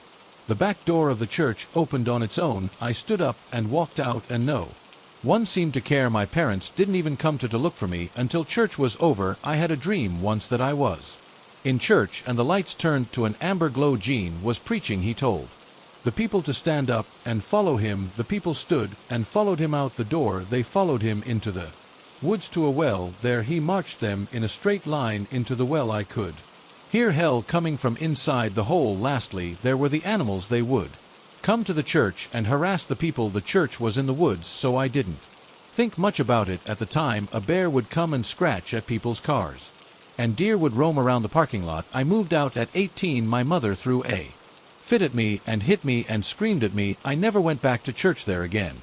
My sister still goes to church, but it's one of those mega church deals. They seem really friendly and way different from the other church. That's that for now. There's too much to talk about in one post. I know there are others out there who have escaped. Please talk to me. I know it's still happening. I am an 18-year-old female who used to live in Las Vegas before I moved recently, and if you don't already know, Las Vegas is number 2 on the sex trafficking list. I used to go out a lot at night to 7-Eleven and get snacks 'cause I was bored and wasn't tired. The one closer to my home I got banned from, so I had to go to the one a bit further away from me. I used to go by myself, and the walk there was creepy. Most of the street lights don't work, and it's just dark and really creepy. This time I ended up getting ice cream and some kind of candy. Anyways, on my way back, I'm about to get to the crosswalk to get to the side my house was on. I noticed a guy standing outside one of the other apartment complexes. He wasn't there before. With some of the apartments are facing the street I walk on. He started yelling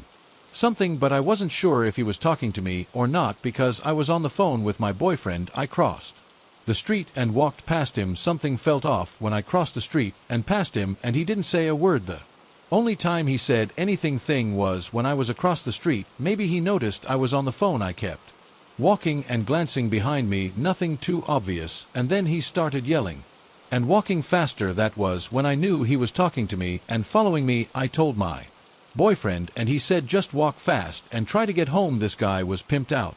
I mean, he was dressed like a pimp, gold chains, expensive shoes and clothes and everything else. I say this because I didn't live in a great neighborhood, and you wouldn't see people dressed like that without knowing what they did. Anyways, I noticed that he was speeding up. Every time I looked behind me, I started panicking because I was genuinely scared something was going to happen. But another guy passes me. We acknowledge each other and say hello casually. The guy that was following me sees this and runs across the street. In my head, I was like, this guy probably Just saved my life because he said hi to me. He was just a random guy I'd never met before I got home safe, but I'll never get ice cream at night alone.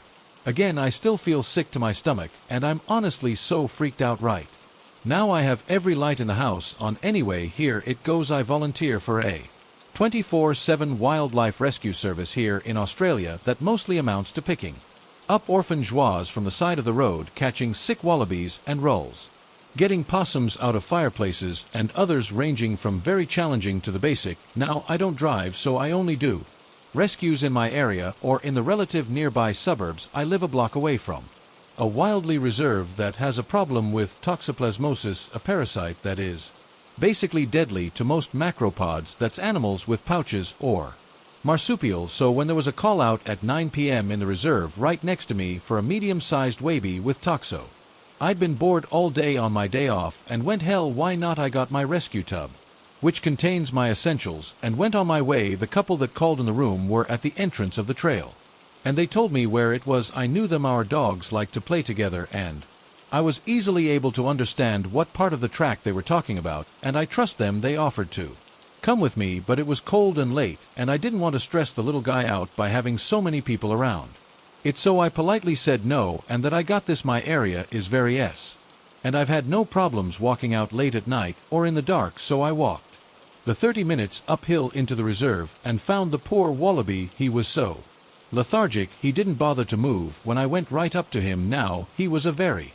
large wabe, definitely not a medium, and probably weighed around 45 kilograms, more than half my own body weight. I normally wouldn't do these rescues because I know it pushes my physical capability.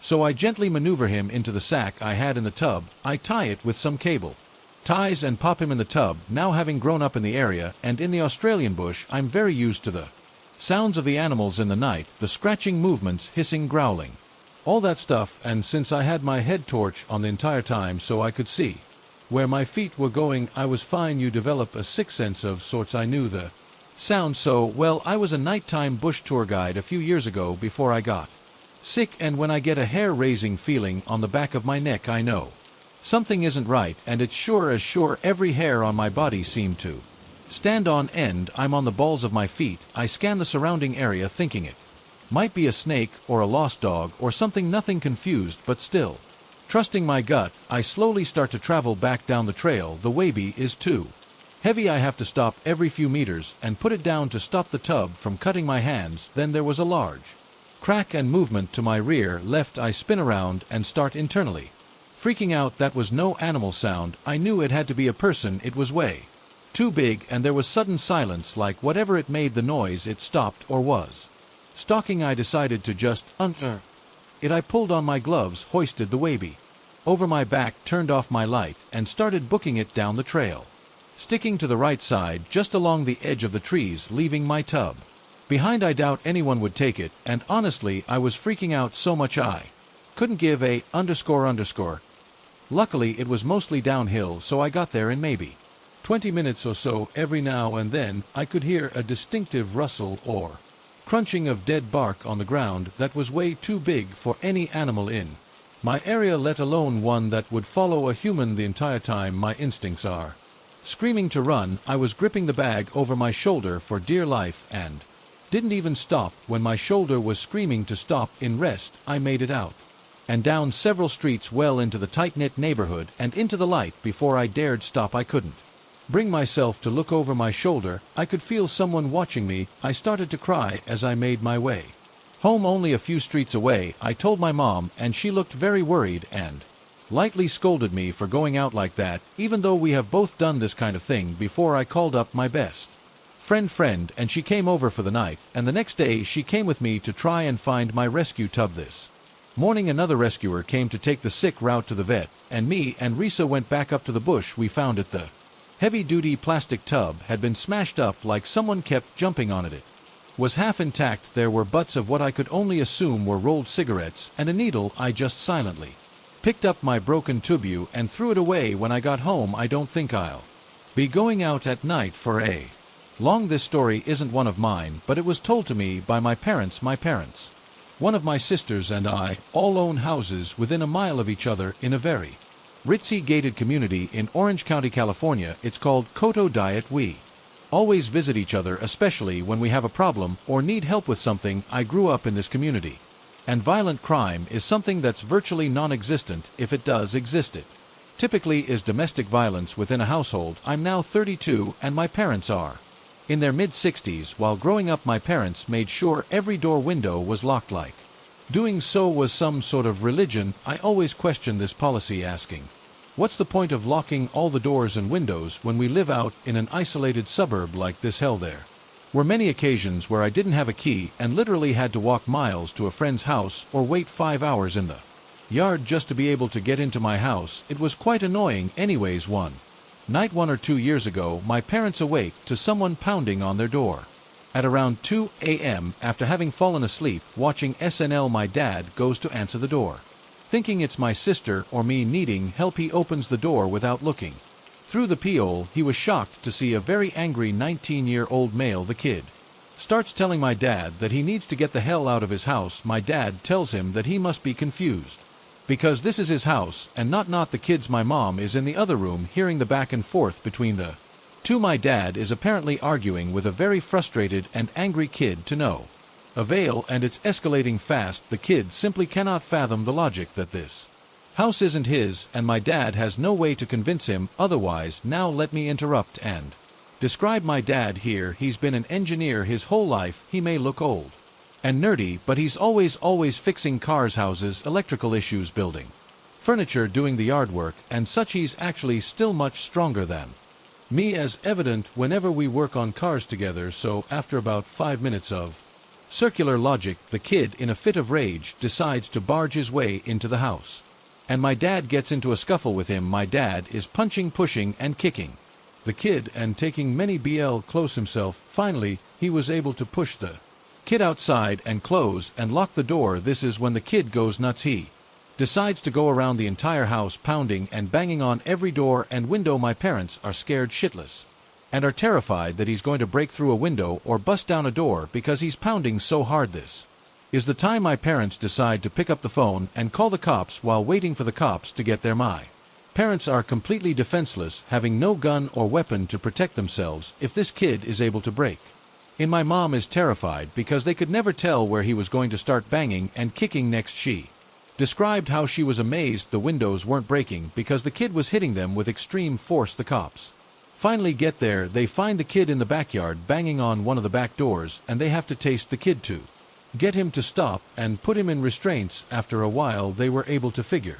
out what happened. The key was extremely high on bath salts. The kid's older brother was supposed to be house-sitting for the neighbor next door, but the older brother decided to pawn it off on his 19-year-old brother, who proceeded to throw a party at the house that was supposed to be watched. At some point, he left the house and was so high on bath salts he got confused on what house he was supposed to be house-sitting. My dad was bleeding in several places and was pretty bruised elsewhere. The cops asked if he wanted to press felony charges, but my parents said they were afraid to ruin the kid's life over an incident related to drugs. I thought they were being a bit too nice in the situation, but I guess it's their choice. My family doesn't talk very much about their emotions. Apparently, the realization that you cannot guarantee the safety of your home, even with religiously locked doors and windows in a gated community, was quite upsetting to them. The psychological after effects of this ordeal are pretty apparent as they're coming out in other ways. For example, my parents installed a very expensive high-tech security system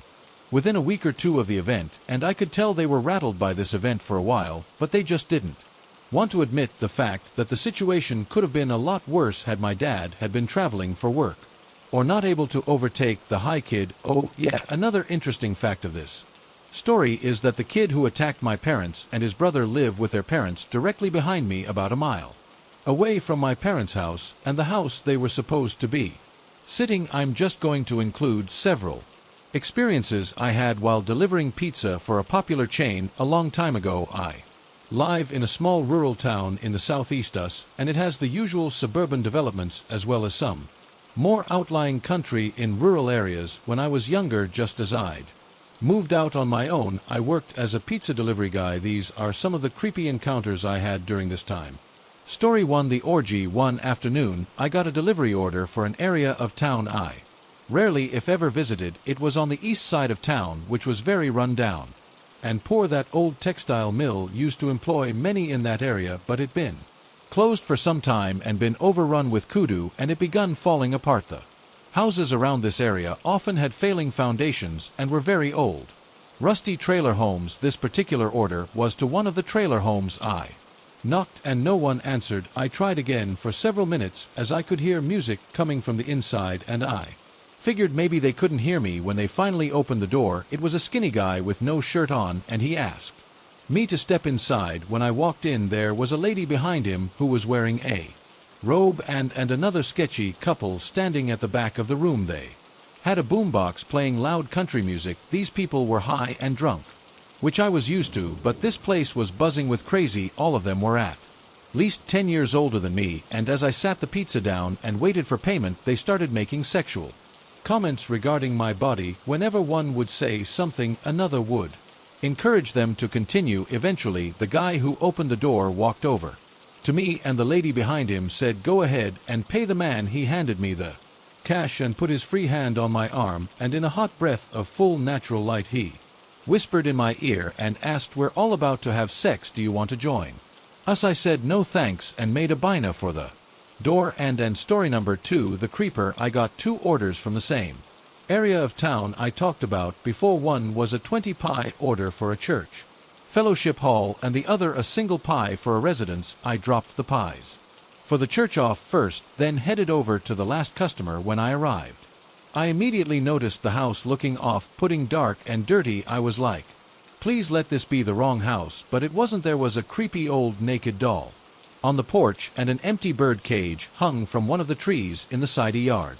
I got out, grabbed the pizza, and slowly walked up to the house. I tried the doorbell, which was glowing, so I figured it worked. No one answered, so I tried knocking again. Nothing. Eventually, I got creeped out, so I started walking back to my car. Halfway to my car, I heard and turned around to see an old man with wild and unkempt hair literally peeking his head out from the back of the house. It was getting dark out, and my patience was draining, so I was not in the mood for someone playing games. I simply said, "Did you order this pizza?" and waited for him to answer, but he ducked back out of sight. Night. I started to just turn to leave, but then he peeked out again. I said, "Sir, is this your pizza or not?" And finally, he emerges. He walks up to me carrying a shovel of all things.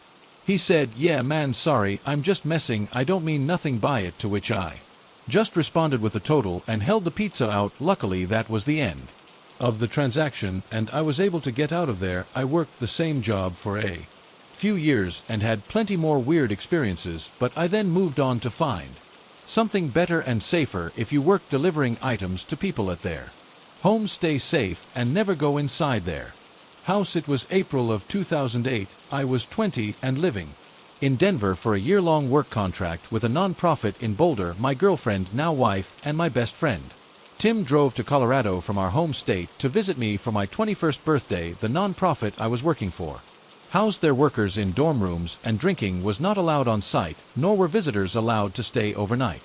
So I booked a hotel room in downtown Denver for the weekend where we could drink in honor of my 21st. The hotel was big, very nice, and in a safe central area of the city. So nice, in fact, that it was the same hotel that most of the politicians would later stay during the DNC convention of '08 that took place in Denver later that summer. My wife and Tim arrived Saturday morning, and we all met up at the hotel. The day was fantastic. We drank across the city most of the day. By about 1 a.m., we got back to the hotel. The room was typical with 2 queen beds. Bed number 1 was close to a big window looking out across the city. Bed number 2 was pushed against the wall with a door that opened to the bathroom. You couldn't see the door/entryway to our room unless you were at the foot of bed number 1.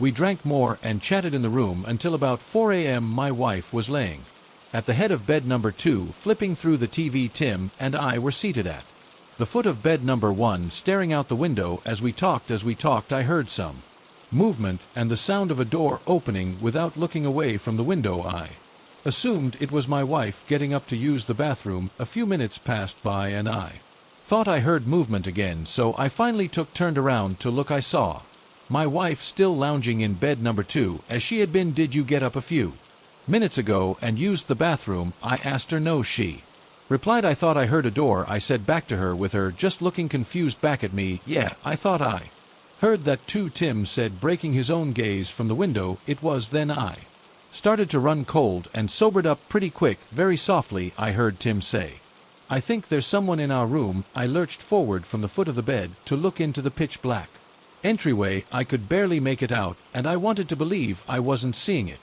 But there was a man dressed in all black with a black baseball cap pressed into the 90 degrees corner of the entryway where the room door and wall met. Absolute silence fell on the room, and it felt like hours passed by as I started to panic in my mind like no way I ever have in my entire life. We all knew we weren't alone and hadn't been for a while, and he knew we spotted him. Eventually Tim got the courage to meekly speak in the direction of the entryway. And he said, hey man, is there something we can help you out with? Another period of silence that felt like an eternity went by. He slumped off the edge of the wall a little into the light and made eye contact with Tim and I. We all just stared at each other then. Eventually he spoke up and said, is this room 1709? No man, it's not. Tim said, stroking his beard nervously. He stared at us for a while longer, raising his eyebrows and shaking his head. He then turned around and left. We then erupted into a million curse words and paced around the room. I called the front desk. They told me that he was drunk and they found him in a stairwell, but they directed him back to the right room. Minutes later Tim called the front desk and they told him he was not a guest. He was apprehended in the stairwell and taken into police custody. Then a while later they told my wife he disappeared and they had no idea who he was or what he was doing. They told her there wasn't even a room 1709 in the hotel. We got 3 different stories. We still have no idea what that was all about or how he managed to get a key card to our room. We were sure the door was closed. It was easily the most terrifying moment of my life. Always use the latch in hotel rooms. We got this stay refunded and about $200 in credit for food from the hotel. We should have sued, but we were young and dumb. Back when I was a sophomore in high school, I used to be very close friends with the girl KK, and I met in middle school and were instantly clicked. We would hang out after school very frequently. K had a very turbulent childhood. Deceased father, foster care, substance abuse mom, and K's family would house up a lot. Our sophomore year K's family was staying with their step A's ex-husband. My parents never really stressed out about me hanging out with K because she was such a kind soul and a great influence on me. Now the man K was staying with was interesting to say the least. I remember the first incident that made me scratch my head was when we all went out to dinner with K and her family, and Richard tacked along. K and I were sat at the table with him, and he was venting to us about his dating life and showing us pictures of his Tinder bio and all the women he was chatting to. We both kind of laughed it off and engaged with him, but we didn't think much of it. Sometimes when Kay and I hung out, Richard would have us come to the basement, and he had this room with a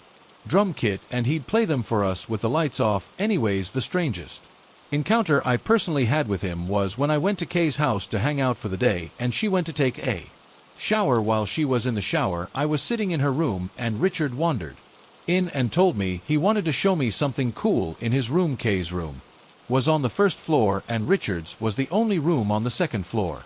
Being the naive girl I was, I agreed and followed him up the stairs. When we got to his room, he realized his room was locked and seemed very annoyed and jittery because his key was downstairs. Now, instead of going downstairs, Richard takes his credit card out of his wallet and tries to unlock the door that way. Thankfully, it didn't work, and then something clicked in my brain, and I decided to go back downstairs and sit in the bathroom with Kay until she was done with her shower. I'm now 23, and looking back at it, I honestly don't think there was anything cool to show me in that room, and I thank the moon and the stars that he never got it unlocked. I never told Kay, but as we got older, I casually asked if she had any weird encounters with them, and she said, no, I'm not really sure how to end this, but I'm thankful I never got to see what was beyond that door. My boyfriend Jay and I were staying with 2 of his friends, Jim and Jeremy. Jeremy had left the apartment an hour or so before Jay, and I decided to go to bed. A few minutes after Jay fell asleep, I heard a knock on the door, and Jim answered. It turns out it was Jeremy. But he wasn't alone. 2 guys that also lived in the apartment building forced Jeremy to knock at the door so that they could force their way in, as he didn't have his keys with him. Once they were inside, I could hear what sounded like a scuffle from where I was in the bedroom with the door closed. I woke Jay up and All of a sudden we hear two unknown voices yelling, "Get down, get the understand." The ground Jay wanted to go see what was going on, but I begged him to stay in the bedroom with me, which he did after what seemed like a couple of minutes of arguing and fighting sounds. Everything went absolutely silent. We opened the bedroom door to see Jim laying on the ground with what we later found out to be a barbed machete sticking out of his chest. Jeremy was calling 9911. The apartment building didn't have a buzzer to let anyone into the building, so when the police got there, Jay let them in and showed them to the suite we were in. After that, they separated us all and put the three of us into the back of 3 different police cars, where they left us while the paramedics tried to save Jim. Unfortunately, they weren't able to save him. He died at the apartment. I knew he was dead when the paramedics wheeled him out to the ambulance, but didn't leave for at least 5 minutes. Without working on him at all, the police took us to be questioned again, keeping us separated the entire time. About 12 hours later, they were ready to let us go, but told us we were not allowed to go back to the apartment as it was an active crime scene. We were dropped off by the police at a coffee shop with no money, phones, wallets, or even shoes on our feet, as they wouldn't let us take anything from the apartment before they put us in the police cars. Before being questioned, we ended up going to a friend's house where we stayed until we were back into the apartment 4 or 5 days later. Once we were finally allowed back into the apartment, the first thing I had to do was clean up the blood, which I'm sure you can imagine was pretty hard to handle. It was pretty traumatic. I'm writing this here because it happened over a year ago now, and nothing has come of it since, but I wanted to write it down somewhere because I never really told anyone about it outside of some close friends. I live in a really small town, so I've never felt unsafe being alone or anything like that. I'm also 18 and female to male, so I feel a lot more comfortable in people not approaching me or being creepy since I passed. Well, over the summer I had started getting into the habit of going on walks as a way to get some exercise in and listen to a long podcast. I just started. The issue is I hate crossing streets, and I feel like I'm being judged or watched by people in cars when I waited crosswalks. I'm a really paranoid person, so I started going on walks at night when less people were out and about. Since it was summer, it didn't get dark until around 9 p.m., so I'd usually walk from 10 p.m. to midnight. When I first started, I didn't have a solid walking path and would wander down random streets just for the fun of it until I looped back around and found my way home. But after about a month, I settled on a path that I'd usually loop twice to get 7 or 8 miles. It took me across a few bridges in main streets, but mostly neighborhoods with minimal street lamps and a couple of parking lots. I used to avoid some busier streets. It was around maybe the 2-month mark I started feeling paranoid. Mind you, like I mentioned, I'm a paranoid guy. I always assume someone's watching me on the street, in the store, through a window. I think it comes from worrying people can look at me and somehow know I'm trans, but when I started feeling like I was being watched on my night walks, I assumed the paranoia I usually feel finally caught up to my walks, and I just have to get used to it. But this time my paranoia was actually grounded when I started to notice what looked like the same guy almost every night walking my path at the same time, but always a street or two ahead of me because he was ahead of me and not behind. I sometimes felt like I was the creepy one following him, but I had been walking this path for a few months now, so I knew that wasn't the case, obviously. But for a little while I was worried this guy thought I was following him. After maybe a week or two of me feeling like I was a total creep for walking my path, it blew up in my face in a pretty small way, but it caused me to feel totally freaked out. This night he was ahead of me as usual, but took a turn I don't take, so I lost him for a couple of streets. I didn't think much of it and continued on, but decided to divert from my own normal path and stop at a store to grab a drink. I don't do this too often because I had a habit of buying snacks I don't need, so I stopped going and hadn't at all in the last month. After going in and wandering for a bit, so I didn't feel like I was wasting my walking time by not walking, I noticed that guy who I'd seen in the past 2 weeks also in the store. I knew it was him because he always wore this puffy blue coat that seemed too heavy for the temperature, and one of those blue medical masks everyone bought in the bulk of 2020. I didn't think much of it other than, hey, there's that guy I've been following. That's funny. After wondering a bit more, I got my drink and left, having to take some darker streets I normally don't because of where the store was. I immediately noticed this goo behind me and walking way too close for my liking, because I distinctly remember not seeing him buy anything or even holding anything.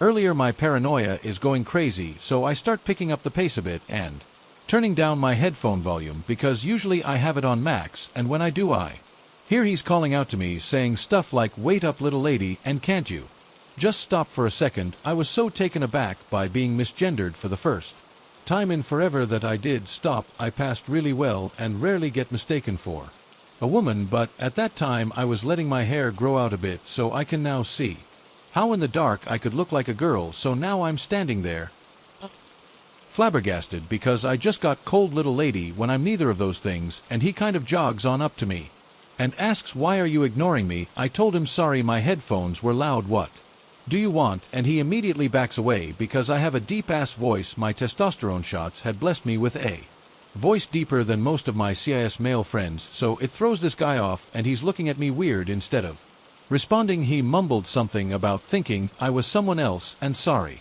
about the mistake before walking off. It wasn't until the next day did I really sit down and connect the dots of what had happened and what had almost happened. I took a week break from my night walks, and when I started again, he was nowhere to be seen, and since I never saw his face and barely spoke to him, there was really nothing to report to anyone, so I just let it go. When I was in middle school, I took the city bus to my school because my parents couldn't drive me, and no school buses routed to my neighborhood. I didn't live in a particularly good place, but I never felt unsafe, probably because I was a kid and thought myself invincible. That morning I got on the bus to go to school, 6th grade at the time, so I was about 12, but let me tell you, I have always looked much younger than my age. It was decently crowded, so I go to my usual spot in the back.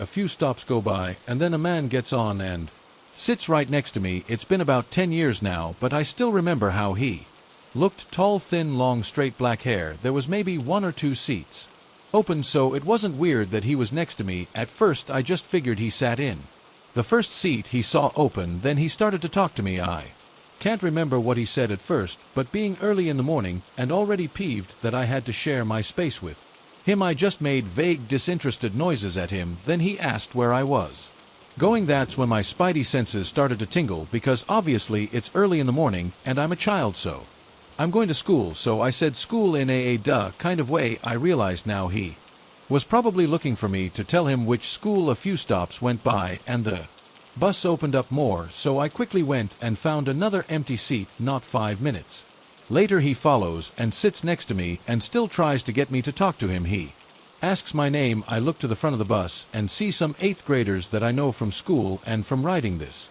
bus. My animal brain screams at me to find safety in the pack. I move up to the front of the bus and plant myself in the middle of them and basically press myself into them and give them the help me eyes. The guy moves again and sits directly in front of me. He asks my name again, and one of the boys I'm sitting with, G, quickly calls me by a fake name and turns his body so he's kind of shielding me and carries on a conversation with me until we get to our school. The group of E8th graders basically formed a circle around me, and we huddled off the bus, and I turned to make sure that the creep didn't follow us off the bus. Thankfully he didn't, but for the next few weeks I caught either the earlier or later bus in case he was on it again, and since the bus stop was right in front of my school, I was afraid he knew where I went and would show up.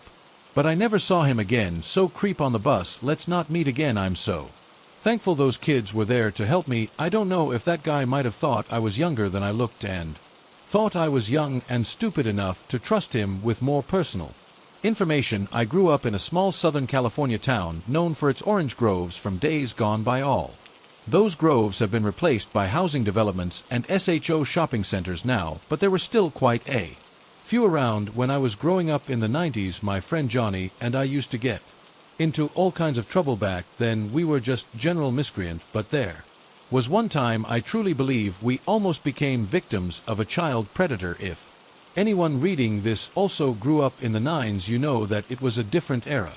We'd be out all times of the day, and our parents would have no idea where we were. There were lots of kidnappings back then. I can remember multiple times that I was offered candy or asked by some creep to help him find his cat. I always said I'd go check with my mom, and by the time she'd get outside ready to whoop some ass, he'd be gone. So anyway, Johnny and I were up to no good. One day after school we were traying around this orange grove that bordered his street, we started pulling these little metal dams things off the irrigation channels and tossing them. All of a sudden we heard a sharp whistle and we both look up to see this man about 25 feet away from us, wagging his finger and going, but his reaction was not at all proportional to the property damage we were causing. He clearly didn't own or work in the grove, because instead of screaming at us to stop, he had a grin from ear to ear. I can still see his face in my mind all these years later, and it gives me chills. Johnny and I stood there for a second watching this guy, then we looked at each other and Johnny looked back toward the guy and shouted, "Run!" I look over and the guy is in an all-out sprint towards us. Despite the physical exertion, he was ting into a sprint. The grin was still there. Johnny and I ran harder and faster than we ever had before we made it out of the grove and back to his house. Before noticing the guy wasn't behind us anymore, we quickly forgot about it, because Johnny's family had just gotten a Nintendo 64 and we started playing Mario. I can't remember if it was the next day or week, but sometime after this happened, we were with his mom getting donuts and we saw a wanted poster with a sketch of a man that looked awfully similar to the guy who chased us. He was wanted for trying to kidnap a boy outside of a school. Johnny and I looked at each other and seemingly telepathically agreed to never say a word. I don't know why we never spoke up, but we never did speak of it again. As I'm writing this, I'm considering reaching out to him to see if he remembers and if it all aligns with my memory of the incident. There were so many different things that happened in my childhood in the 90s that could have easily ended with me dead. Somehow I'm still here and I have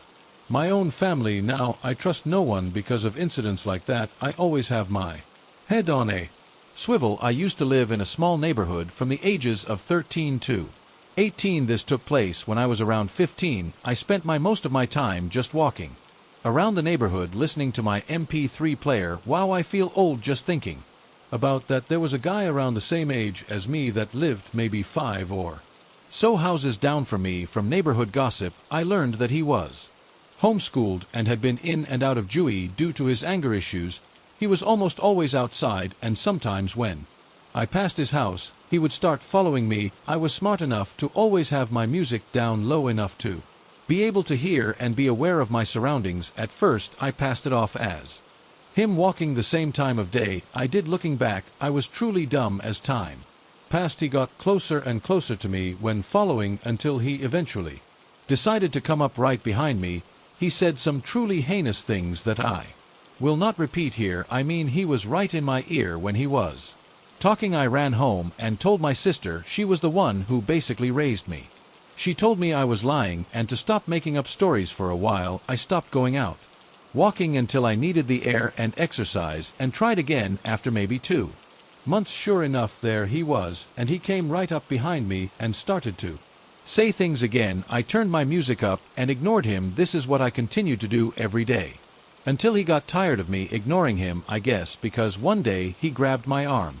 I couldn't get away, and then he grabbed the back of my neck and told me that I should know better than to ignore him again. I told my sister. She didn't believe me, and I stopped going out again. 2 weeks later, I woke up to loud bangs on bedroom wall. There was a garage on each side of the house, and my bedroom shared a wall with one of those garages. This garage was unfinished. There wasn't even concrete down, and it was easily accessible from outside, as it was missing the door at the back of the house. My sister was out of town, and my dad was deaf and bedridden, so it was just me in the house, able to do anything. My bedroom also had a door to go outside, so I ran over and locked it. I laid down and waited for the banging to stop, but it didn't. My cousin and her boyfriend lived down the street, so I called her, and she sent her boyfriend down to see what it was. Her boyfriend pulled a right into the backyard and right up to the door into the garage. His headlights filled the garage, and out ran the guy from down the street holding a large knife. He took off running, and my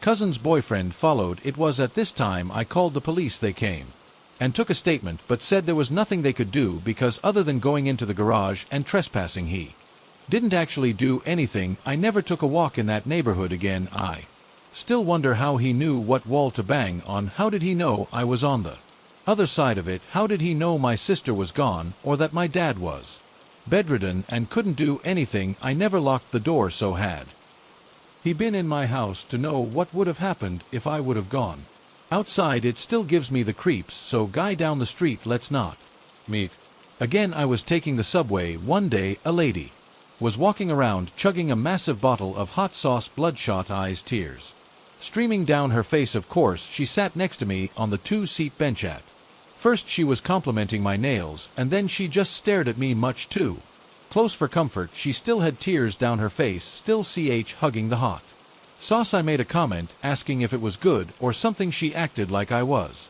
crazy for noticing it. This was at least 2 years ago, and I still can't get her face out of my mind. I hope she's doing well. This happened 6 years ago on the last day of August. I just come back from spending the summer at my home and was gearing up for another year of school. My girlfriend and I drove back from the airport, and we're coming into the student complex where we lived. Standing outside smoking is this man, Toby. Neither of us liked Toby very much. He'd been living in the downstairs apartments last year, and it'd been really creepy to one of our floor mates, Sarah.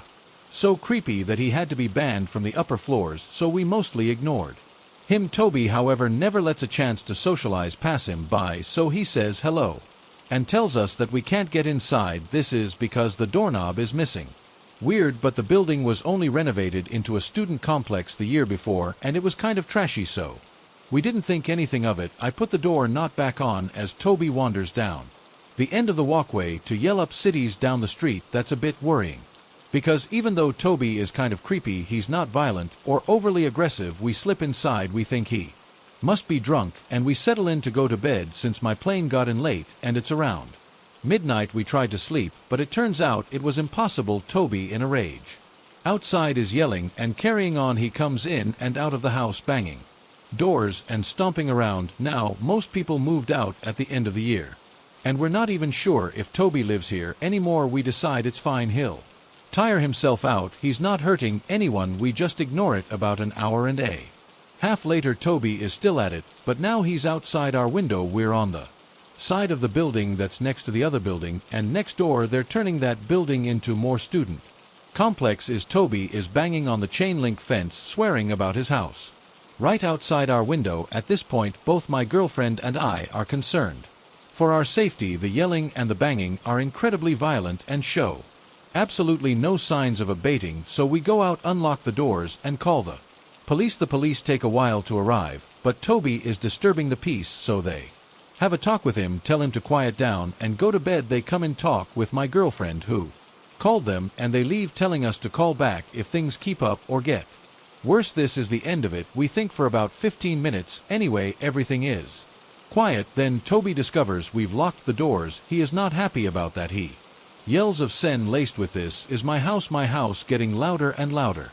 You go back to beating up the chain link fence and yelling down the street at drunks coming out from the bars, but mostly he's outside our window. Then there's a brief silence, followed by the sound of shattered glass. Toby threw a rock and broke one of the windows in the room next to ours. Had he been one window over, it would have gone straight into our room. We called the police again, now very scared for our personal safety.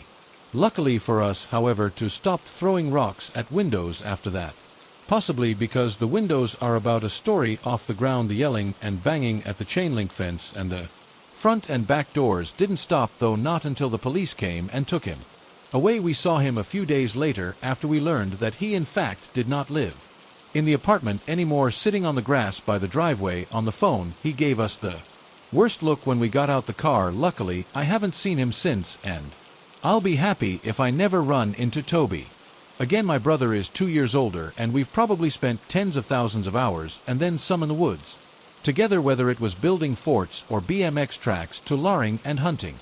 We've traveled across the U.S., exploring caves, canyons, cliff diving, mountain Viking camping, hunting white-tail mule deer, wild boar, and whatever else since 2016. When we get the time off, I feel like adding this is important because there's genuinely nothing I wouldn't do or fear when I have him by my side, but this time was different, and we both felt it. We've had our fair share of adventures and stories to tell of all sorts, but this one has felt like a lingering stain on my memory. We're both mid-20s, and it was 2019. This was probably my 5th time hunting the area, and the first I brought my brother along. It's a large forest area of public land that has a few country roads, which are basically 2 tracks that stretch miles throughout the area. We make the trip up in my truck with our tents, 3 in total, 1 for each of us and another to change in and keep our gear in without making this.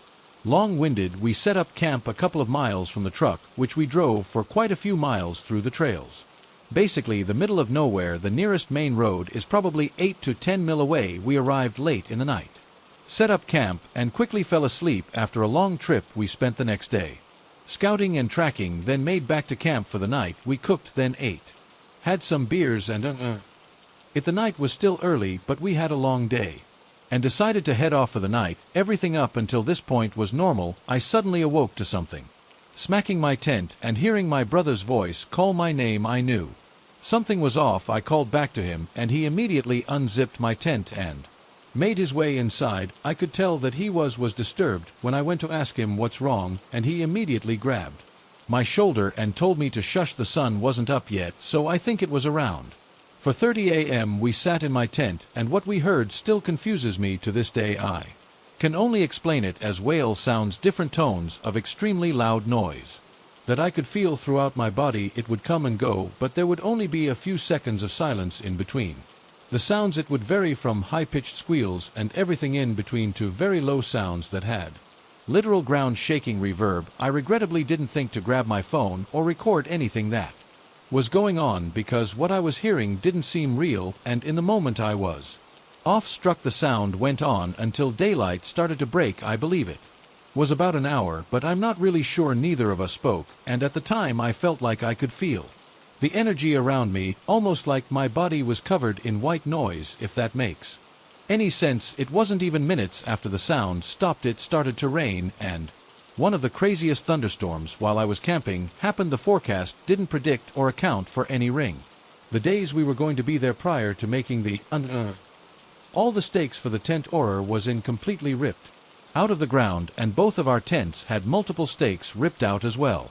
Those things we drove into the ground with an axe and would take some insane force to unearth every single one. My brother dismisses it and won't even talk about it, saying it was just machinery being dragged, but at the time we both shared the same feeling of fear and dread. It just seems odd. It was still the middle of the night, and we were so far removed from any nearby communities or industry to hear and experience this music occurrence. Almost a year ago, I was an opener at a resort, clocking in before 5 a.m. each day. The resort is located inside an affluent neighborhood in a very wealthy town. Our employees had to park in one of two parking lots at either end of the property, and the lot I chose was adjacent to a long and windy road outside the resort, which led to the rest of the neighborhood. The road and resort was separated by a short range of brush and trees that no one ever walked through. I'd arrived one morning per usual and put the car into park with my headlights still on. The lights in the lot weren't ever on in the morning, since no one else really showed up before 6 o'clock a.m. when the sun was out, so it was usually always dark at the start of my walk. Save for security, I was one of the first employees to arrive on the property each morning, and was usually completely alone in this particular parking lot. At this time this morning didn't seem any different. I had my hand literally at my keys, my brain in the process to turn off my car, when I noticed a young girl, maybe like 14 or 15 years old, come scampering through the span of the trees that separates the resort from the outside road. She was directly in front of my car, and my headlights illuminated a clear view of her in the pitch black. She looked like she was in high school, had long blonde hair, and was wearing a jacket with pajamas. Maybe it was like she just walked out of a house. One thing about her that bothered me was that she wouldn't stop laughing and smiling. I couldn't hear her laughing from outside the car, but she was visually giggling at something I wasn't aware of or could see. It was so unnatural. She occasionally glanced behind her as if someone else were waiting there away from the headlights. She then waved at me like it were a normal gesture at this time, and then immediately ran to my passenger side door. This all happened in a matter of seconds, and I wasn't really sure what was even happening. Besides my anxiety spiking, I simultaneously yanked the aux from my phone to shut whatever song they'd been playing on while grabbing for the lock button. I remember feeling panic for never remembering if it's up or down to lock when the girl began pulling violently and incessantly on the door handle on the passenger side. I realized because I didn't turn my car off, it had stayed locked. She began pounding on the window, and I was screaming on the top of my lungs for her to leave before pressing on my horn. I could see her laughing outside like this was some type of game, as if I were a silly friend for not letting her in is a joke. After a few Seconds she stopped pounding and trying to open my car door. Her face fell flat. Like I disappointed her, and she started to walk away from my car back the way she came. She waved at me again before squeezing through the trees out of the view of my headlights. This whole encounter confused me almost as much as it scared me. Most people I told the story to just chalked it up to her being on drugs, but that narrative hasn't felt right to me despite her behavior. Maybe she was just being an extremely out-of-touch teenager whose parents need a firmer grip on her. My first thought was possibly human trafficking, but I'm not sure if that would fit the scenario, as I'm not the most well-versed with the subject. I told someone when I made it to LP, but they didn't seem to care much. I didn't call the police, and I regret that. I'll never get out of my brain though how off the feeling was watching a stranger seemingly alone pop out from the trees in the darkness laughing and then try to violently enter your car in an empty parking lot. I do think the possibility of someone else being present the whole time is a lot more scary, and I wonder who else was there and where exactly. I've been working for an independent hotel for just over 4 years now. We're the #1 rated hotel in our city, and proud of it. I mostly work in housekeeping, but have done some time at the front desk as well. I love my job, and I've always said that my bosses are great. Now, being a housekeeper, I've seen some things. I've seen a room where someone snuck in their dog, kitten, and chicken. We don't allow pets. I even had a room once that we had to call the cops on for a raid because we found me. They found a lot of drugs and guns in that room, but today is the first time I've ever actually felt scared to be in a guest's room, as I'm working on a room that's already been vacated. A man in the next room overcatches me at my supply cart. He's set to be staying for several days and tells me you can go ahead and clean my room now. I'm going down for breakfast. Excellent. I love getting my stayovers done early on. It makes things easier for the people working laundry. The sooner we get the dirty laundry down to them. So I pop over into his room, opening it up and propping the door open with a stopper like we always do. The first thing I noticed is that he has around 20 prescription bottles lined up on one of the 2 beds along with insulin and needles. I'm nosy, I'll admit it, and I wanted to see what he was on.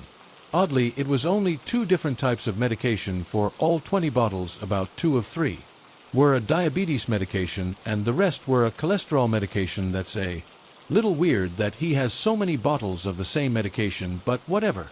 I go to make the bed and see that some of the bedding has been stained. I sigh, knowing that I'll have to change all the bedding now instead of just being able to turn down the sheets and blankets. So I leave the room, closing the door behind me to get the linens I need, and then I head right back to the room. I propped the door open again and had to set the clean linens on the desk chair when I see out of the corner of my IT note sitting on the TV armoire. It wouldn't mean anything except I caught the word kill scrolled on it. I dropped the linens and took a closer look. What I read on the first note made my blood run cold, and it said, "You don't have to forgive her, you just can't kill her. You were here to take money and alcohol away from you. Get over having to kill her and you can safely leave." My heart was pounding. My eyes went to the second note, which it just looked like a to-do list at first, but in the end it made my stomach churn. The list said spray and wash, apply for Medicare. Insubordination, the soul is healed by being with children. Bank card follower. Inheritance savings, co-pop 10,500 map. Montana, there will be a day of reckoning. Did you tell Mom what I said? How did Beth get my address? It was too much. I quickly snapped pictures of them on my phone so I could show my boss why I would not clean his room. I left the room quickly, closing it up behind me. As the door closes, I turn and I see the men just 10 ft away from me, coming back to his room. My heart is in my throat, but I manage a smile and I tell him I need more supplies. I'll be back to your room in a bit. I take off straight for the elevator, having noticed our maintenance men waiting for the slow transport. In a hushed tone, I tell him what I found, and he sees that I'm shaken and that it's not a normal state for me. He writes down with me, and I go straight to my boss and tell him that for the first time in all these years I am not comfortable being in a guest's room. I showed her the picture and her face is still and pale. She goes to the front desk and asks our general manager for a minute of her time and then brings her into the office to show her she agreed this was not a safe situation, and took our maintenance man with her to go inform the man that he had 1 hour to gather his belonging in and leave the hotel, and that he was not welcome back. I spent a few minutes in the laundry room trying to calm down. Then my boss went back up with me to the floor until the Man was officially out of our hotel. I don't know who Beth is, I don't know who.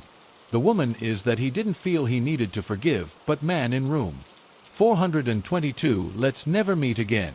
I'm a former Brazilian Marine, and I'd like to report a well-known story among the Marines about the disappearance of a sergeant on an island where we usually conduct military training once a year. The Ilha of Maria Maramba Island is an island that during the time when Brazil was still empire was refuge of slaves who fled the farms and gathered in communities in the most isolated parts of the island. These people are known as Quas, and to this day they still survive on the island through hunting and fishing. At one of these military trainings that takes place every year, a newly graduated sergeant made friends with one of the Quas who lived there in the region. During some conversations with the Quola, he told Sergeant Ricardo about an ancient story of an old hidden treasure that's inside of a cave on one of the isolated areas of the island. This old treasure was hidden there by a group of thieves who shipwrecked on the island many years ago during the time when Brazil was still an empire. However, he told Sergeant Ricardo that he should not enter the cave,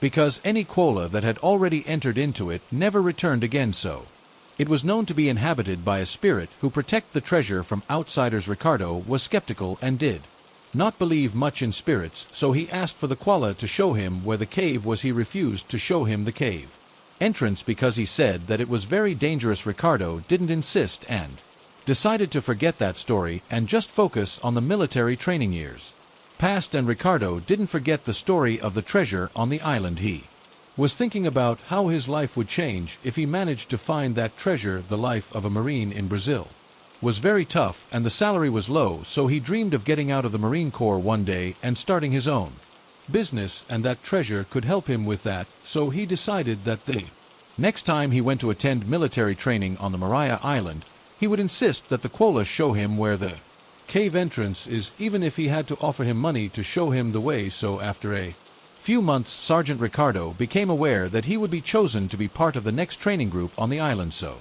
that would be his chance to change his life, and he would not let that escape.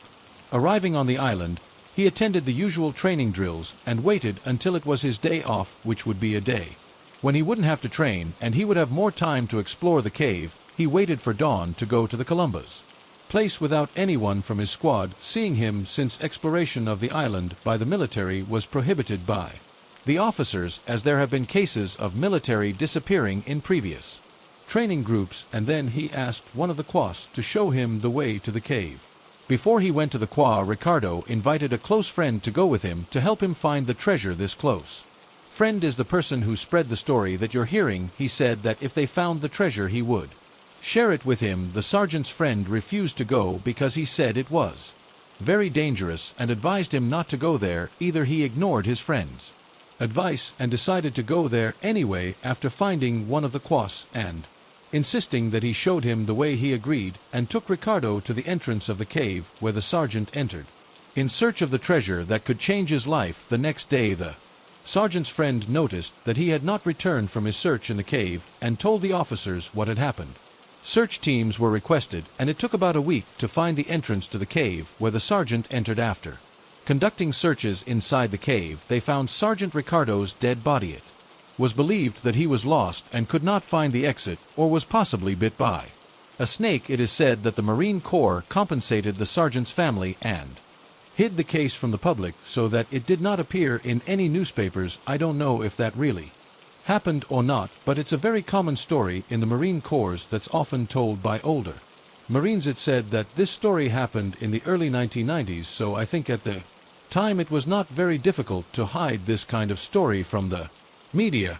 This happened a couple of years ago to myself and two other friends. We were probably 17 at the time. It was summer, and we had plans to go to our friend's house. There's this park that is halfway from mine and hers, so my friends and I decided it could be nice to sit in this hut in the park and have a smoke on the way to our friends. This was in the evening, so it was getting dark already, and as time passed it was dark enough for the streetlights to turn on. It's important for the story to explain a bit how the hut was situated in the park. The park was shaped like a big circle around a lake, so the hut we sat at had two entrances from the left and right side. These entrances then connected to the main park path. The hut is open and just has bench seats in a circle and a roof, but open air, if that makes any sense. Anyways, the streetlights on the right side were not working, so it was extremely dark on that side. My friends and I are chatting away, and people are walking past like normal, nothing strange.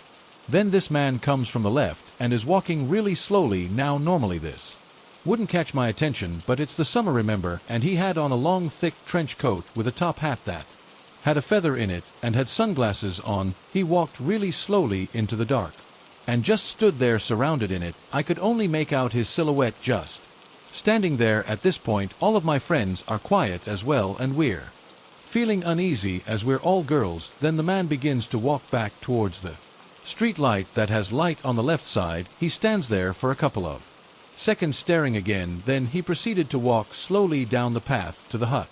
Still staring at us. We thought maybe he would just walk through and wanted to scare us, but no, he then sits down in front of us and begins to talk. For context, we live in Brussels, so he started speaking French and said, "What a lovely evening, ladies. We speak and understand French," but in that moment we knew it was smarter to pretend we didn't, so we just say sorry English. You can see him get agitated and mad. He starts going on this whole rant about how we should speak the language of the country. Stupid English people think they're better than everyone else. As I said, he was quite mad. While saying this, I began saying to my friends, we should probably leave now. Our friend is expecting us at our house soon, since my other friends were so scared. To the minute I said that, they said yes and started to walk the path to the main park path, but they left their bags and everything. I had to call back to them like, guys, your bags, and they came running back, and while we're quickly gathering our things, he just stares at us. We collect our things and start walking when suddenly we hear, "Hey, hey, come back here." We turn around and see him holding up the can of Coke my friend had left, and he said we should not litter and to come back and throw it away. We began to run at this point and did not look back the whole way to my friend's house. We were so creeped out and scared that we thought he would follow us or something, and any person who walked behind us caused us to panic. What scared us the most was that he had his hands in his pocket the entire time, and the moment he held up the Coke can, there was something else in his hand that shined with a streetlight that none of us could make out, but we assumed with the shape of the object, the way the light shined on it, his behavior, and his hand in his pocket the whole time, as well as calling for us to come back. That he held a knife. We haven't seen that man since, and all of us refused to go around that area at night. Now, it really scared us. I know this story might not be as creepy of an encounter as others, but this has stuck with me and my friends for a while. We have named him the Hatman. We're not sure what that man would have done if we'd stayed any longer or had come back to throw the can out, but I'm glad we didn't find out. Be safe out there. You never know people's intentions. I live in Denver, Colorado, and I'm a sex worker. Last year a girl went missing in Thornton, Colorado, and was shot to death. This year, a few months ago, another girl went missing and was found stabbed to death, and now a girl my friend is close with has been missing since last week, and we still haven't heard from her. They are all sex workers, and I'm starting to worry that this girl could be dead because of the other two. I've contacted the police already, but nothing's been done, and they still have no suspect for the shooting in Thoron. Could it be a serial killer, or am I just overthinking it? November of last year, the first girl went missing for a few days and was found dead. Then in February, another one of our girls was found stabbed. She went missing for almost a week before she was found. Last week, another girl went missing, and we still haven't heard from her at all, and we have no idea if she's safe or not. We strictly work in Denver and refuse to go out of a certain vicinity. The girls are all in their 20s, and they had brown hair, and the girl who's currently missing has brown hair with 2 blonde streaks in the front. We also know to be aware of who we get into cars with or meet up with. My friend and I went to the police when the third girl went missing and mentioned the other murders so they could see if it's connected at all and that it's urgent and she needs to be found. My friend sent a message saying someone was following her, and we don't know if it's related or not, but she sent a description of the guy following her. He was tallish, had brown hair, but was styled clean shaven and was wearing a suit. To give some background information, I run a part simply for fun or to bring awareness to the dangers of the world and people around us, but learning about weird occurrences and true crime has made me more weary of people and behavior I'm usually really good at chopping occurrences as just people being people, but I do work in an area for sketchy behavior, drugs, abductions, and stuff like that. That Being said, this happened while I was working the store alone. We have cameras. And I'm a fairly big person, I'm 6', and a heavyweight athlete. I'm also female. Though you couldn't really see that due to the amount of layers I was wearing. Around 12, my friend Alice came to keep me company and sat behind a trash can we have in the corner of the store next to a heater. A man pulls up in a black Lexus and is making wide-eyed eye contact with me the entire time. It had kind of made me uncomfortable, but with my size and appearance I'm used to men gawking at me. He kept up this staring for a couple of minutes, and then the short man slinked out of his car. I say welcome in, which was met with him swiftly starting to walk around, and behind the counter where I work I was cutting an avocado for lunch and had a knife in my hand. I got a very strange feeling and told him sternly, if you need anything I can help you over there. You cannot be back here. Alice looked up and coughed. The man whipped around looking at Alice and briefly said, I don't need anything, and speed walks out. That left Alice and I with a terrible feeling. So Alice eventually leaves and I sit down and study on my break, where we're pretty dead for at least the next hour. Usually these three teens around my age, probably a year younger, come in. The one that started talking to me was visibly sweating and shaking with nerves, which was strange because it was freezing outside, like you could throw water and it would turn to ice cold. Thinking nothing of it, I asked what I could get them. He blurts out, can you give me an Uber? I said I can order you one, which was met with, no, I have cash, can you give me an Uber home? And I said no, I can't leave the store, and I was absolutely not going to be driving strangers to God knows where. He points at a phone and a charger his friend was holding, and I said there's an outlet over there they can use. He went to plug it in by my computer, which I said, hey man, use the one over. He walked all the way to the back to get right next to my stuff, which was a little weird, but whatever. The girl with the two guys pipes up as soon as they sat down, no, you can't say that, you'd weird her out, while the other guy said just go and ask her. They then continued to whisper something about there being plans, and you know I'm always happy to help, but I started feeling uneasy. Then they stand up, and I kid you not, just 5 minutes after they sat down, they just get up and leave and say bye, thanks for the help, and the guy who asked for the Uber pulls his keys out of his pocket, and they continue to get into the car that's been parked in front of the store the entire time. It was a very uncomfortable feeling. Luckily my manager came in shortly afterwards. It was all fairly strange.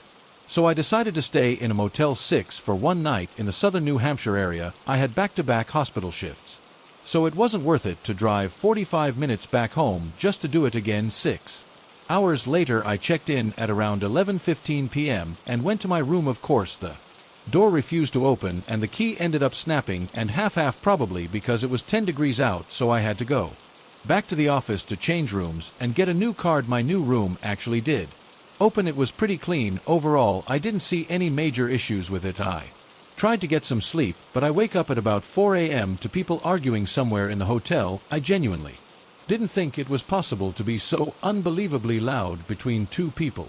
This argument went on for what seemed like forever until they finally shut the understory up. However, about 15 minutes later I hear someone trying to force their way into my room. I had both locked and latched the door, yet the door somehow was cracked open, and the latch was definitely about to give out. It would have opened fully if I didn't say get the understory out between the cracks. I just saw a dark figure in maybe a hoodie or jacket. The instant I said that, the door closed and the person seemingly left. Now I would have opened the door and confronted them, but I did not have my weapon on me at the time. I genuinely have no idea what could have happened if I was fully asleep and didn't hear them open the door. First and last time ever staying at a Motel 6. For the love of God, no matter how much money you're saving by staying at a Motel 6, please just stay at a regular hotel. I promise you it's worth it. I'm 40 years old now, so this actually occurred about 26 to 27 years ago. I'd gone to the mall with my mother, and being the cool and independent little understory that I didn't want to walk around with my mom. I was about 13 to 14 years old, so my mom agreed to let me wander the mall and meet her at the department store in 1 hour. Usually I would go window shopping or go into Spencer's Gifts to look at all the dorky stuff that teenagers liked back in the day. When the hour came up, I walked to the agreed upon meeting spot to wait for my mom. I must have been in there for not 3 minutes when an older man came up to me and attempted to strike up a Conversation. My parents had always warned my brother and I about the whole stranger danger situations and whatnot. However, the man seemed harmless. He started telling me that I was a beautiful young lady. He then tried to convince me to go with him to his car because he supposedly had a camera there and all he wanted to do was to take a quick picture of me to submit to an agency. This whole time I began to feel like I was having an out-of-body experience. All I kept doing was giggling nervously and telling him no. He became a bit more adamant about getting me to follow him to the point where he started nudging my arm and pulling me so I could go outside and take this picture. Finally, as quickly as this bizarre event began, it ended. An older lady came up to us and asked him, "Do you know this girl?" The man became visibly uncomfortable and the lady told him to off. He quickly shuffled away and she looked me square in the eyes and asked me if I was okay. In hindsight, I really don't think I knew what could have happened had I followed this creep to his vehicle. All I did was tell the lady that I was fine as I walked away to finally find my mother. Looking back, I'm so grateful for that lady. I'm not one to act like a drama queen or even a person who overreacts to certain situations. However, I believe that this woman may have saved my life. I will never in my life forget her or that experience. My junior year of college, 5 friends and I rented a dumpy 3-story off-campus house. The place was old and huge, so there was always unexplained noises, and it was generally creepy to stay there alone. Anyway, one weekend in January, all of my roommates were heading out of town, so I was staying there alone.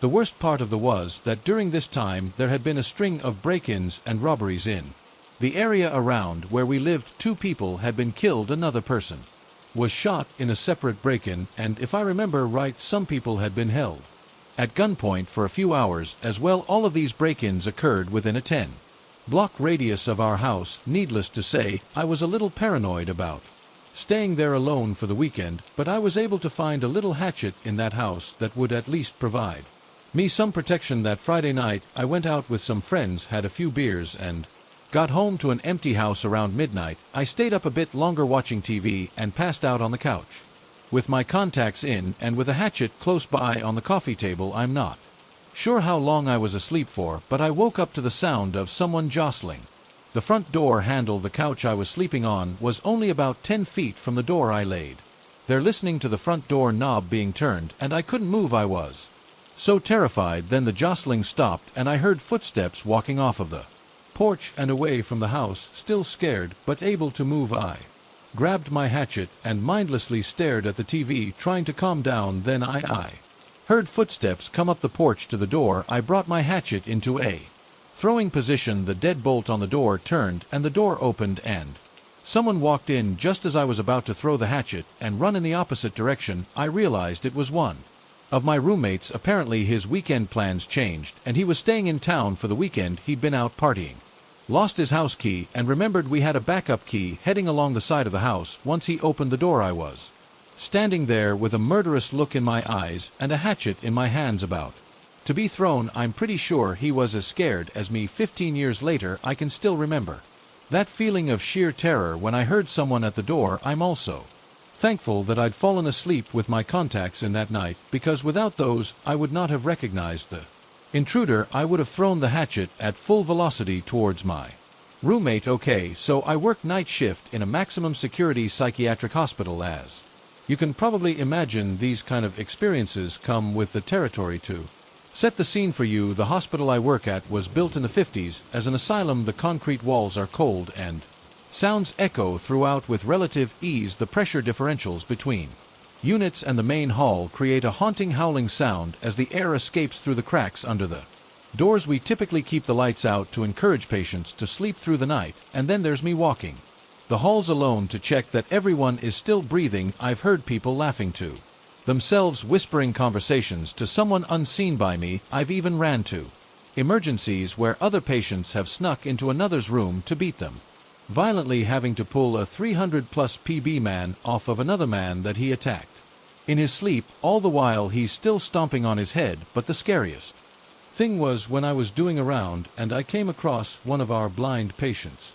You know how in the movies you see people with hallucinations that cut their eyes out looking for relief? No, I didn't find a pair of peepers freshly gouged out, if that's what you were thinking. However, this patient had in Fact done exactly this a number of years ago, and as a result was completely blind.